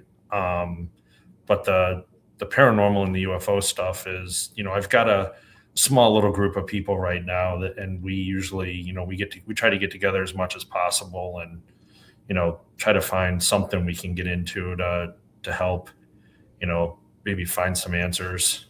Yeah. Definitely like to get Rodney involved, get him, out there with us. Last time I went, Chad, I usually go by myself, and it gets pretty freaky doing this stuff by yourself and you got nobody with you. It felt like they started feeling like they're around me and they're cloaked. So I took a picture one night and I got a picture of one that looks like it's cloaked. I had to play with the contrast a little bit and stuff to bring it out so other people could see what I could see in the picture. But yeah, it's something that's got to be a group thing for me now if I'm going to go. Yeah, I've always wanted to go up to Happy Valley by myself or go on an investigation by myself. And, I can't go out by, I've gone treasure hunting and hiked out in the woods by myself and I'll metal detect all day, but something about, going out looking for paranormal or UFOs or, alien stuff. I usually, when I brought my son up and his, two of his friends right before winter hit, it was the last time, it was in November. I brought him on a UFO hunt and, we were out on, it's called Long Lake, near Williamstown, and there's it's kind of a split. The lake is split in half by a dirt road and a bridge. So we go out and park on the bridge because nobody can sneak up on you. It's 100 yards in each direction down this road. So you feel pretty safe. If anybody's going to run at you, they got to be coming 100 yards in up a dirt road. So we were up there and one of their buddies isn't a believer. And my one son, he kind of, he laughs. He's walked by a couple times tonight and laughed at me. But he, they kind of changed their tune. I brought him up there and, my other son, he's the one that, videotaped the UFO and, he was there with us the night we contacted him and, we think we talked with the witch. And we set up and, they're up there goofing around, throwing rocks in the water and stuff. And all of a sudden, we estimate it was probably like a 2-foot rock landed within 30 yards of us, and they kind of freaked out. And then another rock landed about 20 yards from us. It got even closer. And at that point, I even kind of, I've never really been freaked out by the stuff. And I kind of told him to huddle up next to the truck. And then we had another one land about 10 yards from us in the water. And we were only able to see the rocks because we were shining a flashlight in that area and we saw the rocks pierce the light as it hit the water. Oh, and we were the closest shoreline is about 340 yards or feet from where we were. So we went home and used Google Earth to determine how many feet it was from us, that something was throwing the rocks at us. And so as a joke after that, I picked up a stone and just chucked it up in the air and it landed about a foot from us. And you want to see two tough boys climb on top of each other and jump into a truck. Oh my God. My other son knew I was doing it. They were terrified, but after that experience, they were hooked. They were like, oh my God, the one kid was telling his sister on the ride home what had happened. And, we saw the orbs up in the sky. So, it's, when you get something like that happening, it kind of brings everything back into perspective. Yeah, definitely. But it's always fun too to bring people up that don't believe or they're against it. It's like I always tell my friends, they're like, oh, blah, blah, blah. I'm like, then come up there with me one night or go on an investigation. We'll go somewhere one night, or, I'll bring you to a haunted house, or we'll go on a UFO hunt, and experience it. So is this the area you're talking about? There's like Bigfoot activity. There's paranormal people have activity seen a lot of big, snowmobilers, see them, the Bigfoot cross the trails. There's a Bigfoot app you can download, and it shows all the reported locations. And we were a month after we went up there, a gentleman had posted the other side of the road that he saw a 7-foot red harried creature walking on 2 legs through the woods. There's a ton of experiences. We were trying to find an outlet to figure out what to do with the tape. At one point, my friend and I, about 13 years ago, we were going to create a movie, like a horror movie. It was going to be a mix of like fiction and nonfiction. It was going to kind of tie into my tape. And we had what was it? I don't remember. Shoot. I just drew a brain fart. That happens all the time. No need to worry about it. But you're up there and you're saying that they come in contact. What type of area? Yeah. So we ran into tons of people that were sharing their stories with us. Driving through there, they would see figures, giant creatures walking through the woods. One gentleman saw like a floating skull chase their vehicle. People have been touched, pushed. They've had rocks thrown at them. People have seen like the bent trees, orbs ripping through the woods. So it's a very active area, and we almost feel like it's almost like a gateway or some type of, a portal or some type of, with the gentleman. I can't think of his name, but he does the missing 411. Oh yeah, Pilates. Dave Pilates. Yeah, it's almost kind of like, he's talked about the portals and stuff sometimes. You almost feel like there's something like if there is ley lines or something under the area, some type of energy that brings all that stuff into that zone. Where I found, and where I didn't found me, where the first UFO I encountered, there's an area stretching, there's like 7 or 8 Bigfoot sightings on a farm that's near there in the middle of nowhere. And there's a paranormal, there's like a church, and there's not even that, there's like a manor within 20 miles, but it falls on Native American grounds. I don't know how far it stretches, but I've been out there and it's insanity. Like I really, I don't know about the ley lines, but I do know, and maybe the ley lines do coincide with some of the Native American grounds. I don't know, but every single, that crossroad, even James Gillian that has the East Eddy Ranch, that right there falls near Native American grounds also.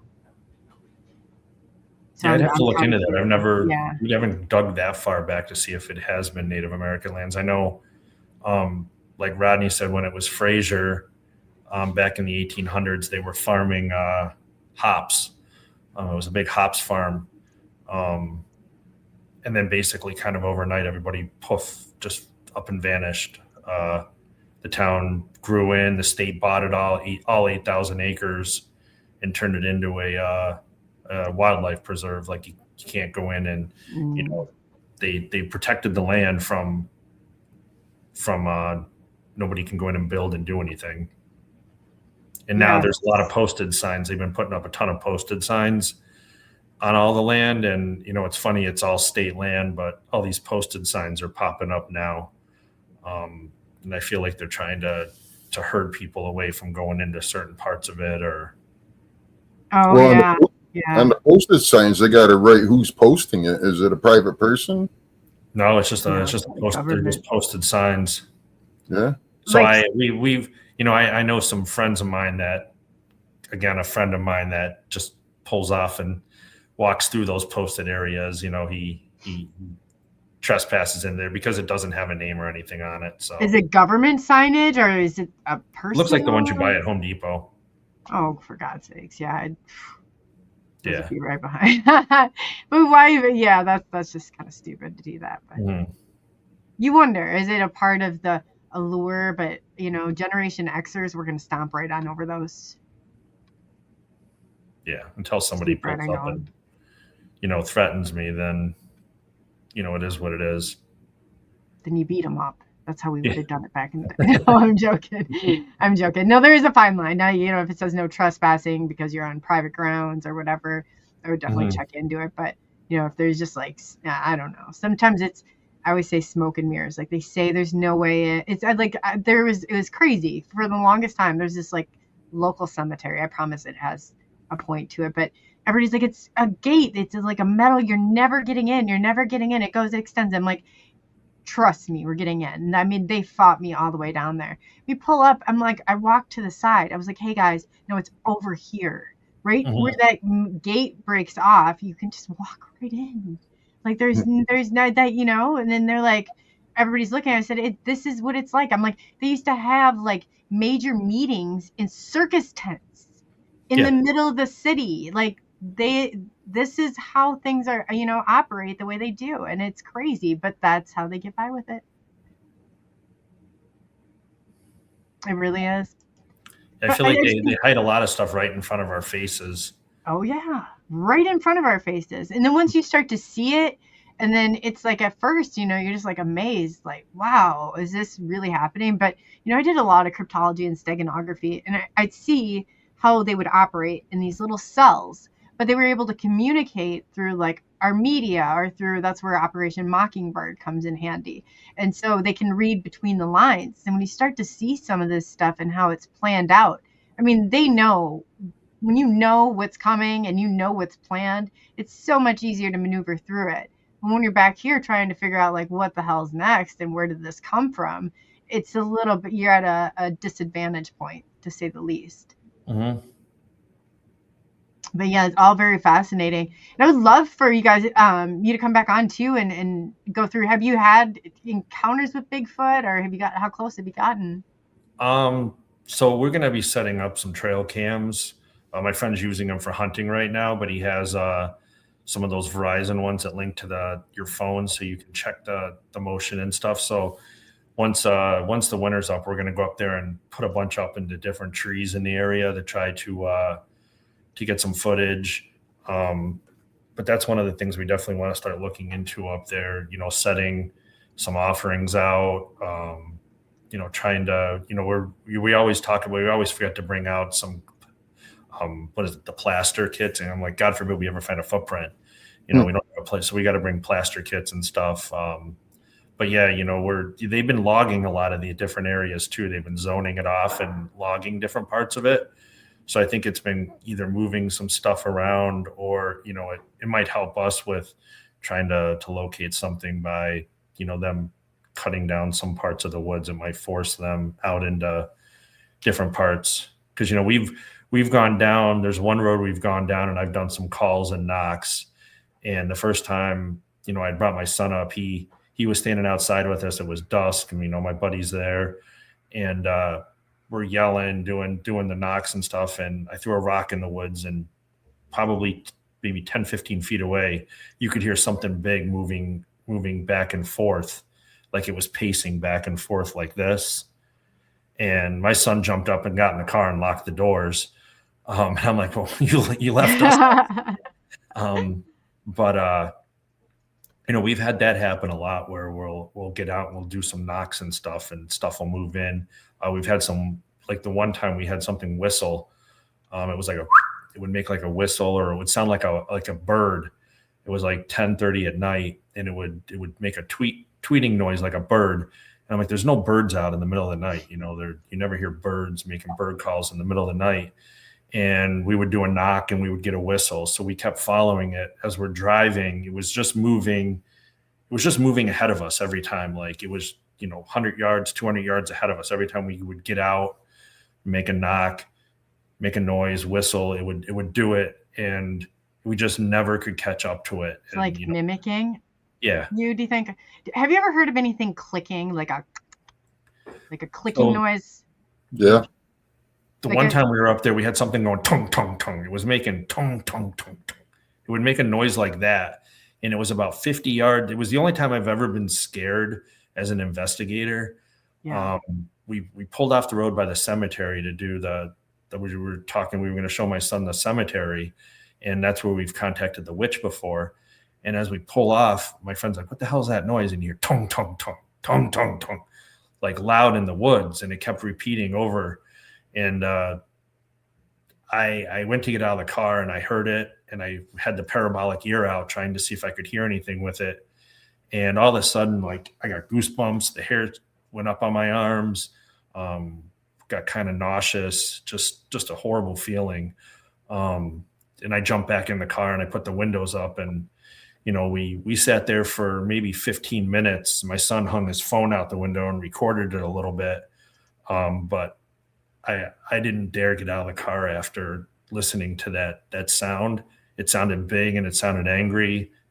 But yeah, it was just a tung, tung, tung, tung. It sounded just like that. And it would repeat. And we've tried, I've listened to, on the way home that day, we listened to like 100 different animal calls in New York State. And it didn't match up to any type of animal call I've ever heard. Yeah, the one who was coming to mind for me was a partridge, but you say you looked it up. Yeah, and this was a deep, big, like tung, tung, tung, tung. Like, and this was probably 11:30, 12 o'clock at night. I feel like I should know this, but yeah, you know what I mean? It kind of rings eerie. We threw rocks at it in the direction. I got out at one point and I threw a rock and then jumped back in the car. And it didn't scare it away. We shined, and it felt like it was about 50 yards from us. Like I felt like I could have just ran into the woods, and most times I'd run into the woods after whatever it is, if you're out there looking for it, right. That's why we're there. And I couldn't get out of the car. I'm actually shaking now talking about it. It was pretty intense. Well, I had outside my window, I had a clicking noise, like that's the way they could describe it. And then all of a sudden I get this whiff of this putrid smell. And then again, it would just be by this one window. I'd hear this just like clicking noise, like somebody took their tongue, like it's the roof of their mouth. This is the only way that I can describe it. And so I'm always asking everybody, I'm like, yeah, have you ever heard a clicking noise? Because anybody I've said, they say it's not a good sign. Like it's not a good thing. So I know the smell. They say you can smell like it smells like death, kind of like a fleshy. That's what the smell like too. But it wasn't like a strong, you'd think something like that. It was like a whiff of it that came through. And for something that strong, it should stay and linger. But this thing moves pretty quickly. It moves pretty quickly. And it Bigfoot doesn't use deodorant, so. Yeah. Well, then it kind of gets even a step further, and I probably shouldn't even say this on air in case somebody local is listening, but the cursed land came up throughout this whole thing. So there's some cursed land, and I guess, the white man being me, I didn't ask to be the white man, but I don't have any Native American blood in me, and I guess that's not it's not the welcoming committee by any stretch of your imagination, but I don't know exactly what it is. I had gone up there one time and I had COVID, and I figured it'd be good to just be outside. So my buddy and I went up and we were sitting, it was super cold that night. So just to be outside and breathing, some cold air into the lungs. And every time I would cough, which was a lot, something on the shoreline, that place that we were at where that was throwing the rocks at us, about 340 feet from us, would cough back. I would go, and then you'd hear, it would cough, mimic my coughing. Yeah. Isn't that crazy? And I started to just fake cough, and it would fake cough. It was such a weird, cool experience. Somebody just had a name for that, at the Echo, but you know what? I'll have to send it to you when I find it. I just came across something and it was like, wow, okay, that made sense. but they definitely do mimic. I think so much of the phenomenon itself will mimic, like when I'll see something and I know without a shadow of a doubt, I'm like, that is not an airplane. Then all of a sudden it switches and it'll kind of look like, I'm like, they're playing airplane or they're playing street. You know, it's like you see them and then it's all of a sudden they'll move or it's totally different. You know, it's just kind of, I think, their way of maybe blending in, and probably told to stay as far away from those crazy humans as you can possibly get. You know, when you see one, you turn in, you know, you stand still, don't move. I don't know. You just wonder what it's like from their perspective. Have you ever had anything out there, Rodney? What in regards to like Sasquatch or anything like that, like experience? Yeah. Me and the wife took a walk in the woods up in Florence, and it was about 2 miles back in the woods. We set up some trail cameras. We went back up to go retrieve them, and we heard some coyotes off on the left side of us. And she got a little nervous. She's like, "We don't have to go get the cameras today." Like, well, we're already up here. My health isn't that great. Let's do it and get it. So we go up there to get the cameras. On the way back, we took a break at a rock, and we just sat down and had a break. And we started hearing like large steps, like something walking, but it wasn't really trying to be too secretive. And then, like you're saying, things were getting thrown, and we heard the coyote pack on the right, and the Bigfoot or whatever was making these noises on the left of us. And we had to go home, was right in the middle of them. So I just told her, stay close to me and just keep walking that way. And the clicking, though, I've experienced the clicking once. I was at a friend's house. It was late at night last summer, and it did scare the shit out of me. And I thought it was like some kind of big insect. There was other insects making noises, but that clicking noise was in a way like kind of like the predator. Yeah. Oh. Yeah. And I thought it was some kind of big, like, insect kind of creature is what my conclusion was. It didn't sound like anything I've heard before. Did you see whatever it is, it moves really fast and it watches. I feel like it's a watcher. If that makes sense. Either there was more than one of them or it moved fast because it would, like, the sounds would be in a different place.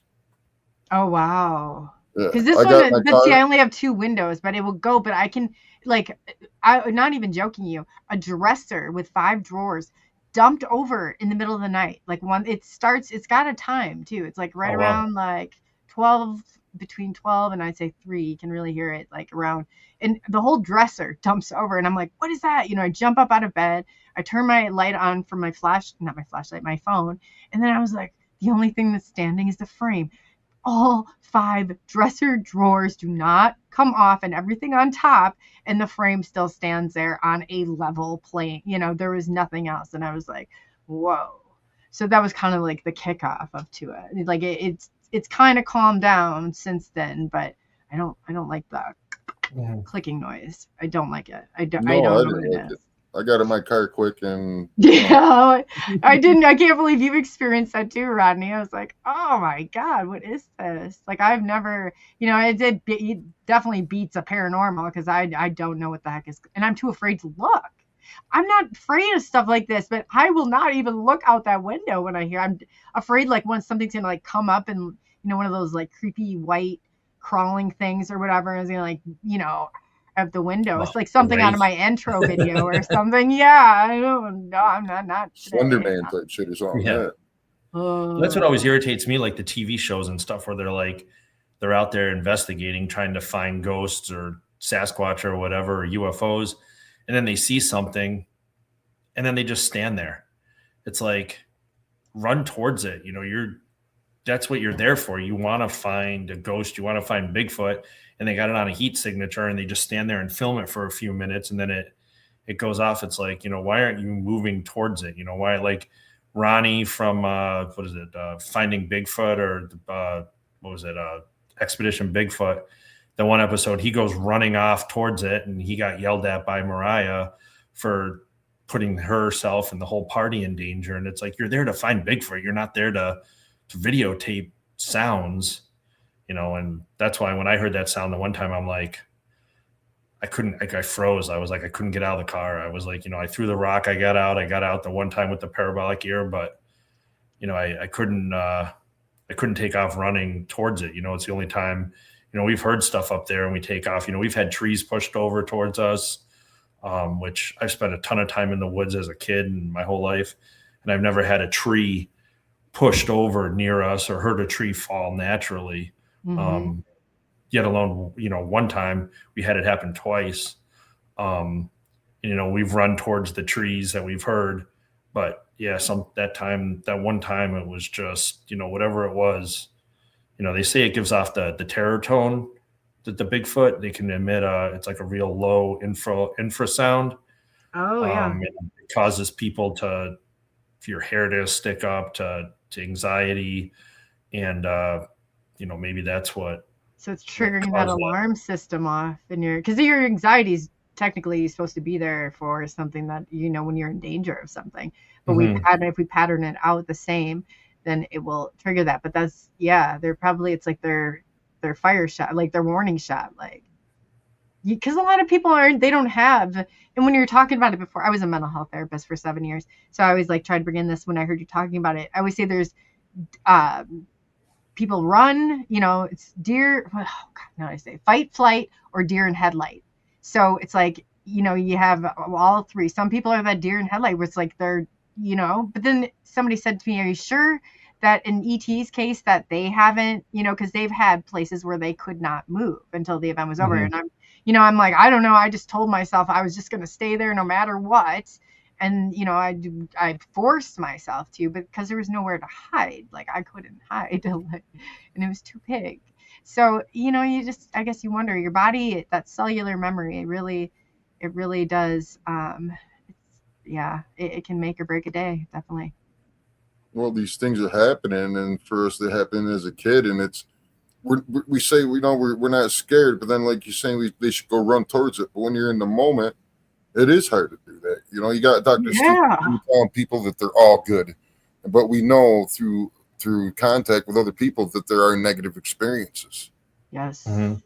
So and there's only speculation is all we can use, and our own judgment in the situation, if it's positive or negative. So if you feel it's negative, we probably shouldn't mess with it, because if it's Well, I've heard like the Sasquatch, they're pretty, like, don't harm people, but there is also government labs where they've taken and they've mixed them, and they've, so it's like, I'm not so certain. Like I've heard, Dogman, whatever. So Bigfoot and the big feet, they might be nice, whatever, but I'm not going to trust every single one of them just because we have it. We're people, not every single person, we're all on if you're on planet Earth, I'm assuming you're on a spectrum. It's not just like you're enlightened, you're great. No, that's not even, I don't think that's the thing. I think that's what they would tell people when they told us not to question authority. And, if we had just only not listened to that, I think we'd be like, years and years ahead. But we were, it's like ingrained in you for whatever reason. I don't believe that either. I think we need to think on a spectrum, like, that they could be good, they could be bad. I'm with Rodney on that one, definitely. Yeah, it might be a good one, but you catch it on a bad day. Or it's hungry. I don't know. Or somebody a human just tried to shoot at it and it thinks it's you, and who God knows, what the scenarios are endless. Well, I always think, what's good. Yeah, that's it. These things are unless provoked, they don't seem to do any harm to people. I mean, we've heard a lot of cases where everybody's seen UFOs all over and beings, but until they're provoked, everything has a right to protect themselves. Right. Like Dr. Jonathan Reed's instance, he feels it was negative. He was in Washington. This thing killed his dog. That's a negative experience. Now, if he brought his dog with him, would it have been a negative situation? It's felt threatened by the dog. Yeah. I think of Daryl Sims. Like, I can't understand where he's coming from. His child, who had in it, he said that it wrecked him. Like, it literally wrecked him for life. And so that right there, I could see how somebody would, have that. I mean, the one thing is an adult, but when you start coming for the kids, that's when I'm like, cross the line. You're crossing the line. So I think that we have to keep a more open mind about that. And there's the people in the community, and they'll be like, ET's all good, ET's. And I said, no, you're not going to get me to say that, have I had a negative experience with them? Not that I remember. Not saying, either way, but I have heard testimonies from multiple, hundreds of people that have had negative experiences, and we can't overlook that. Yeah. Well, apparently a lot of people think there's like, the two different types of grays. You have your zeta reticulum grays, and then you have your genetically or your engineered grays. Then you have the reptilians and the Nordics and the tall whites, and there's all different types. And like you're saying, how do you know you're not catching one of them on a bad day? His girlfriend broke up with them, or something, and it turns malevolent. But you don't know what you're dealing with in that situation. If you wake up in the middle of the night and there's a gray standing at the end of your bed, are you getting the good one? Are you getting the bad one? What is your first reaction? You're going to reach out and shake its hand, or you're going to grab your baseball bat or your gun in the night table and shoot at it? It's like, what do you do in that situation? It's. See, now I've never experienced them like in the here and now, like Paul Maybell 777 Abel in chat. Now he has talked about like them playing Paul the ball and kind of like getting that manipulation kind of, a lot of those screen memories coming in too. So it's, you just wonder, okay, is that a manipulative tactic? Is that, I don't know.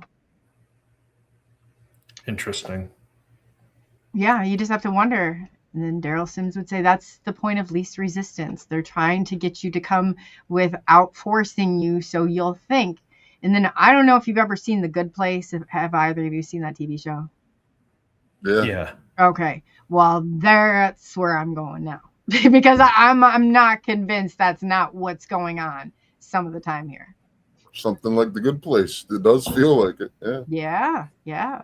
And the extent they win, it really does from time to time.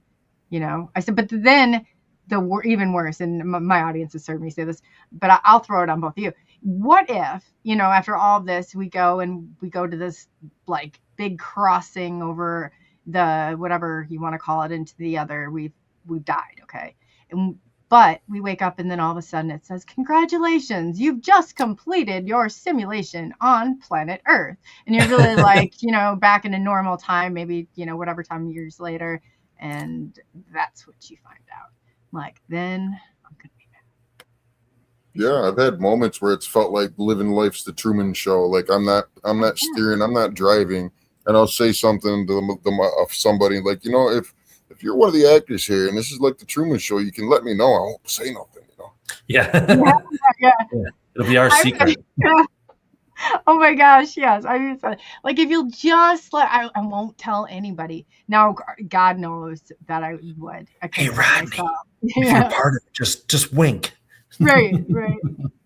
If this is really you and you're one of those characters, like, not really here, like, give me a nod or something. Yeah, do something. Tip your hat. I don't know. Because it really is bizarre. But they're probably programmed they probably don't even know the difference for all we know. But yeah. Well, this has been an amazing show, Chad. And I would love to, like, get some of your study of pictures and different things and your experiences. And too, Rodney, you've had like a ton we should have like a show and tell from that area, because I know he's got a ton of great evidence too, and we could do another show, right, Rodney? Yeah, you never know what we get going on together, huh? Yeah. It's so, see, it's like no time's passed at all. So Rodney put up with me for a very long time. He's nice. Definitely he's got to have nerves of steel, really. So I commend you for that, Rodney. No, it's great to see you back up here on stage and stuff. So, but in closing, I would just like to say, I always give everybody the opportunity to leave the audience. But before we do that, please tell everybody where they can find you, Chad. And then Rodney too, I'm going to get your link. I think I put your link for your support group on Facebook, but I'll grab that really quick. Unless somebody in chat can grab for the Star group. Because you've got I look into the group and you have a fantastic group going, and you're really, the way you're interacting with everybody, it's just amazing to watch. So you're doing big things. Yeah, it's growing at a nice pace, not too fast. It's not public, it's private now. a lot of people feel more comfortable now that it's private. Oh, And cool. there's Yeah, bet. so many experiences from it's so diverse, and some of them, it's a great place, and we're all learning together, and it's a lot of support. That place, they don't know how much I need them. It's really helped me out a lot. Just they have no idea how much they've helped me. No, that's really cool. I'm glad to see that because, yeah, it's definitely needed. Definitely needed. Yeah, you're doing great. I mean, that's up. I mean, especially for being a private group, and that should be a private group in my opinion. That's a good. Glad that you did that. I'm putting it into chat now, so if you're on Facebook, definitely go over to Rodney's group and check it out.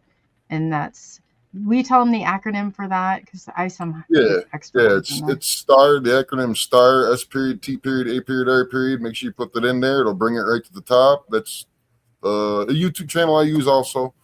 But it's a great no judgment zone. There's no drama in there.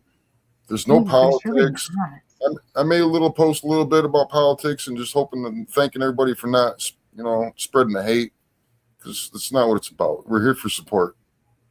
Yeah, it's definitely a good. I'm on that too. It's definitely. This should not even be in the political arena. This topic should not go anywhere near it, in my opinion. So where's all the links where people can find you, Chad? Do you post on a few apps or? I can share them on the post that she did on Facebook. I do have my own website that I made. It's I don't know the exact. The address is pretty long because I made it on Wix, so I'll have to share it. But it's Uncharted History. If you Google Uncharted History and then my name, Chad Granoski, it'll come up. I'll share the link. Facebook, you can find me, my name. I'll also post the YouTube video links on the post that she had there's a 3-hour video that's uploaded on there. And then Chad, is that your YouTube channel? One of them is, there's my YouTube channel. Yeah, Give us the name of yours and I can go, and then everybody can go over and follow you. I have to look it up. Oh, you have to. Oh, that's okay. It's but yeah, if you I can post all that if you want. Yeah, and then I can go back in. So if you guys want to check back, I'll go ahead and I'll get those added into the description too as well. But Rodney's is s.t.a.r, right? Rodney for Yeah. Support for those abducted and returned. I'm sorry, I got distracted. Yep. No, I was looking up your YouTube. I was gonna go and I was gonna post that before we closed, so everybody can. Yep, that's also it helps easy to find. It's all STAR. Is there anything behind it, or is it just STAR? It's just S period, T period, A period, R period. And afterwards, it might be support for those abducted and returned. Okay, I knew there was something. Okay. Yeah, I think if I'm on the right one, it's at Chad Ski 2018. That's the one that I have a bunch of the stuff uploaded on. Okay, great. But I can post the links also on your site that the link on Facebook. Yeah, no, and I can grab it here if you guys want to just go ahead and. Let the audience know what you'd like to leave them with, and I can see if I can get these links pulled up for you really quickly. My mouse is a bit tough. Yeah, if you check out my website, my UFO story is also on there, and there's a link to the MUFON report, so it has all the documents on it. There's a treasure hunting part of it, and then there's the cryptid portion of it. If you go to the cryptid portion, I did some writing about different cryptid creatures and stuff, but my story is one of the ones that are on there. Awesome. I found Rodney's, and Rodney, yours was the name of it, but it's under Big Chief Thunderlung. And then, okay. Yeah. And then Chad, could you spell your last name for me, and I can pull that up real quick. I think I'm looking at the ad. It says at Chad and then SKI and then 2018. Oh, okay. Well, I bet I can find it here real quick then. No problem. It's got like a gray alien as the picture.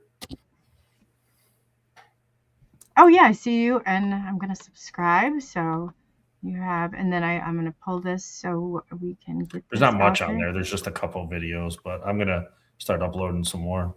Well, maybe. Oh, hi Andrew. Maybe you can. This will be a start to something new. But that way, everybody. So if you get over there, you can go ahead and. I encourage everybody to follow one another, and that way, to put more stuff than you got, people out there that know where it is and looking for it. So definitely. And then in closing, like I said, I'll start with Rodney. Rodney, what would you like to leave the audience with tonight? Oh, well, just stay positive and try to, don't let anybody gaslight you. You find your beliefs. It's hard. We can just say we don't know. We can speculate, but what we've experienced forms our beliefs, and they're not too different from other people's. And keep looking for that support. It's out there. And Chad, you? I just want to thank you guys for having me on, and the people that were chatting, asking questions and posting. And I would just say, too many people I know and too many people I see, everybody walks with their heads in their phones or, to the ground, they won't make eye contact. But instead of that, just look up once in a while. If you stop and you look up once in a while, my neighbors are all make fun of me because of the UFO. They still do. But the first time they saw Starlink, the first person they called was me, because they thought they were getting invaded. They were all outside having a party. And, if you stop and look up once in a while, some of the stuff you see might not scare you, or you might see something that intrigues you. So, instead of putting your head in your phone, take a look outside every once in a while. Yes. Connect with Mother Earth. So again, Chad, we'll definitely plan something, and you and Rodney, we can come back and kind of explore some of those areas in there. I'd love to have Brian. We should have Brian on too. Oh, sorry. We should have Brian on as well. That'd be great to kind of ask some of those questions too. But yeah. Thanks again so much for coming on, and it was really nice to meet you and hear your story. And I appreciate all you do. Awesome, thank you. All right, and then it's just me and you, Rodney. Back to we'll get Chad on the map and get this connected to the Phoenix Light somehow. I'm working on it. Hell yeah. Well, if you need any help, I'm all game for that, because there's a lot of, I'm trying to think, who Carl Supp, he'd be a good one. He witnessed the Phoenix Lights, and he's a Bigfoot guy. Like, he might be able to help with that. Who tried to take credit for that, the Phoenix Lights? Dr. Greer. Did he? Yeah, he did. How did he try to take credit for it? Like, he said that he was doing some of, he was doing his own, Like Chris Bledsoe did it. Yeah, no, he did not. But he tried to take credit for it. You see, I think it's dangerous when I was thinking about that CE5 app and how Chris Bledsoe puts it out public that he can invite these things. That just by using those apps, you can be targeted. I'm not trying to scare anybody. You can be. No, that's so true. But Chris works for the government. I always try to tell people, Chris, as much as he works for the government. So if you're using the app and it's got location, it knows where you are, and they can just make a UFO, a reverse engineered man-made one, appear for you and make you think it is. And we're so far into the holographics. If you look at China, look at Japan, we just don't see it. But it doesn't mean it's not there, or we might not just know what we're seeing yet. A little bit more, on the discrete level. But you look at some of go to Japan and you see like these big, and they look so real. You'd have a hard time with the hologram. I think we're at that point. I definitely think we're at that point. We definitely have the blue beam technology for it. So that's why they're releasing it now, because we've never been closer. What was it, 2022 that we had the first congressional hearing? And that's when it was right after COVID. And every time we had a congressional hearing or somebody else did something, more chaos broke up to keep us further from disclosure. Oh, yeah. And then when you look at it, it's like, if you go, I guess this is my understanding, Senate has far more like capabilities than what Congress does. Congress doesn't, most, if not all, like they do not have the necessary security clearance to even know about anything that has been identified that is off-worldly. Yeah, it's ridiculous. I understand some technology doesn't want to be leaked to our adversaries, but how about the technology that can help humanity? They got to get rid of greed. They got to stop letting greed run the world. Then the letting go of that means letting go of control, and they're not willing to do that. No, something might not happen. Well, hopefully you can find, not everybody. I really feel like it's us against that 3%. It's going to take somebody to stay alive with enough funding to stay alive and, release some of that technology. But you look at even like, you remember Jesse Marcel III, he's got patents for like, and they all do for future technology. Like they know flying cars, and we grew up hearing about flying cars, and it's like they are, but still it's like that there's a part of everybody I think that's still shielded. Like I know there's flying cars that are coming. I know the cars are going to drive themselves, and here they are driving themselves, and it's hard to wrap your mind around some of it sometimes. It is. Definitely. Well, your show, you've done a lot since I was last here with you. You got new music, new backgrounds. Yeah, we just did a little redecorating around here is all. No, yeah, no, it's definitely, I've been trying, and it's like we started off, you have to build. It's something that definitely builds, but yeah, you're so much at the heart of this. I hope you know that. You always will be. So this is always a place for you here. You know that. Yeah, I took a short break, but I'm going to start getting myself involved a little bit more, Coley. I'm going to make time. I'm glad to hear that. I'm glad to hear that. Even if you pick a day, and if you, whatever, be more like, we got some cool things like Kurt W75. He's going to do Fridays, and we're doing like squatching Fridays. And then Maya, she's going to work the chat on Mondays. So we're doing like mystical Mondays. On Wednesday, Sunday. I mean, look at it, maybe even a day show. So will you think about it? Think about what would work, and definitely let me know. Yeah, I will. Well, thank you. Yeah. So in closure, I'd like to say thank you to everybody in chat. As always, you guys are amazing. You're at the heart of it, and you allow us to do what we're doing. And I really wanted to go through Bigfoot, Michigan. Rob's birthday was yesterday. If you did not get a chance, he's got a birthday week coming. Happy birthday. Definitely say, yeah, he's super cool. Shelly Montgomery, thank you so much for the super chat. Bigfoot, Michigan. Rob BMR, thank you so much for that. Ben from Oz, thank you. Shelly, thank you again. We really appreciate it. Walter, really appreciate the super sticker. And Kurt W75, thank you for the super sticker. It really means a lot. So we appreciate it. And on behalf of SNX Radio, Coley and Rodney, we'd like to thank you for taking the journey into the unknown. And be good to one another. Check out Rodney. Definitely get over on Facebook and check out his group and join it. I highly recommend it. But until then.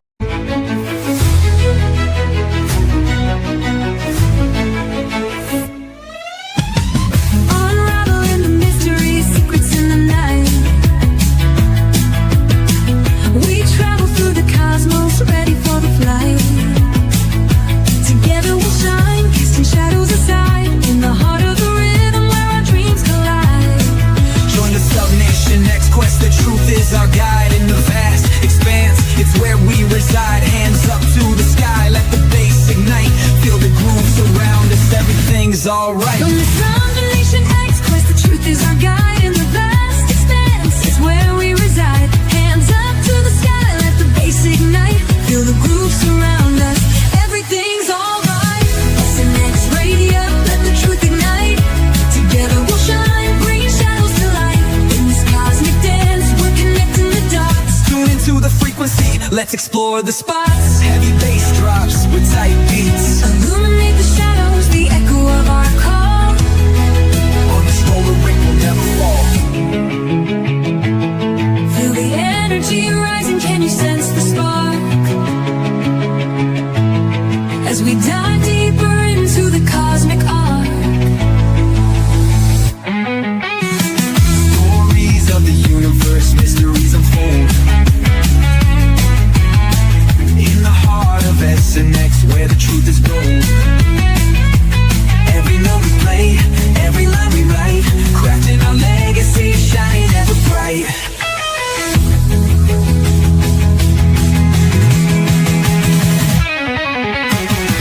SNX Radio, let the truth ignite. Together we'll shine, bringing shadows to light.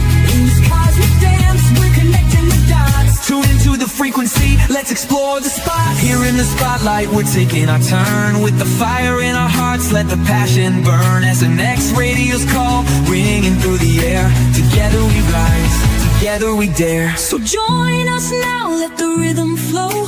With SNX Radio, we're ready to go. Unraveling the mystery side by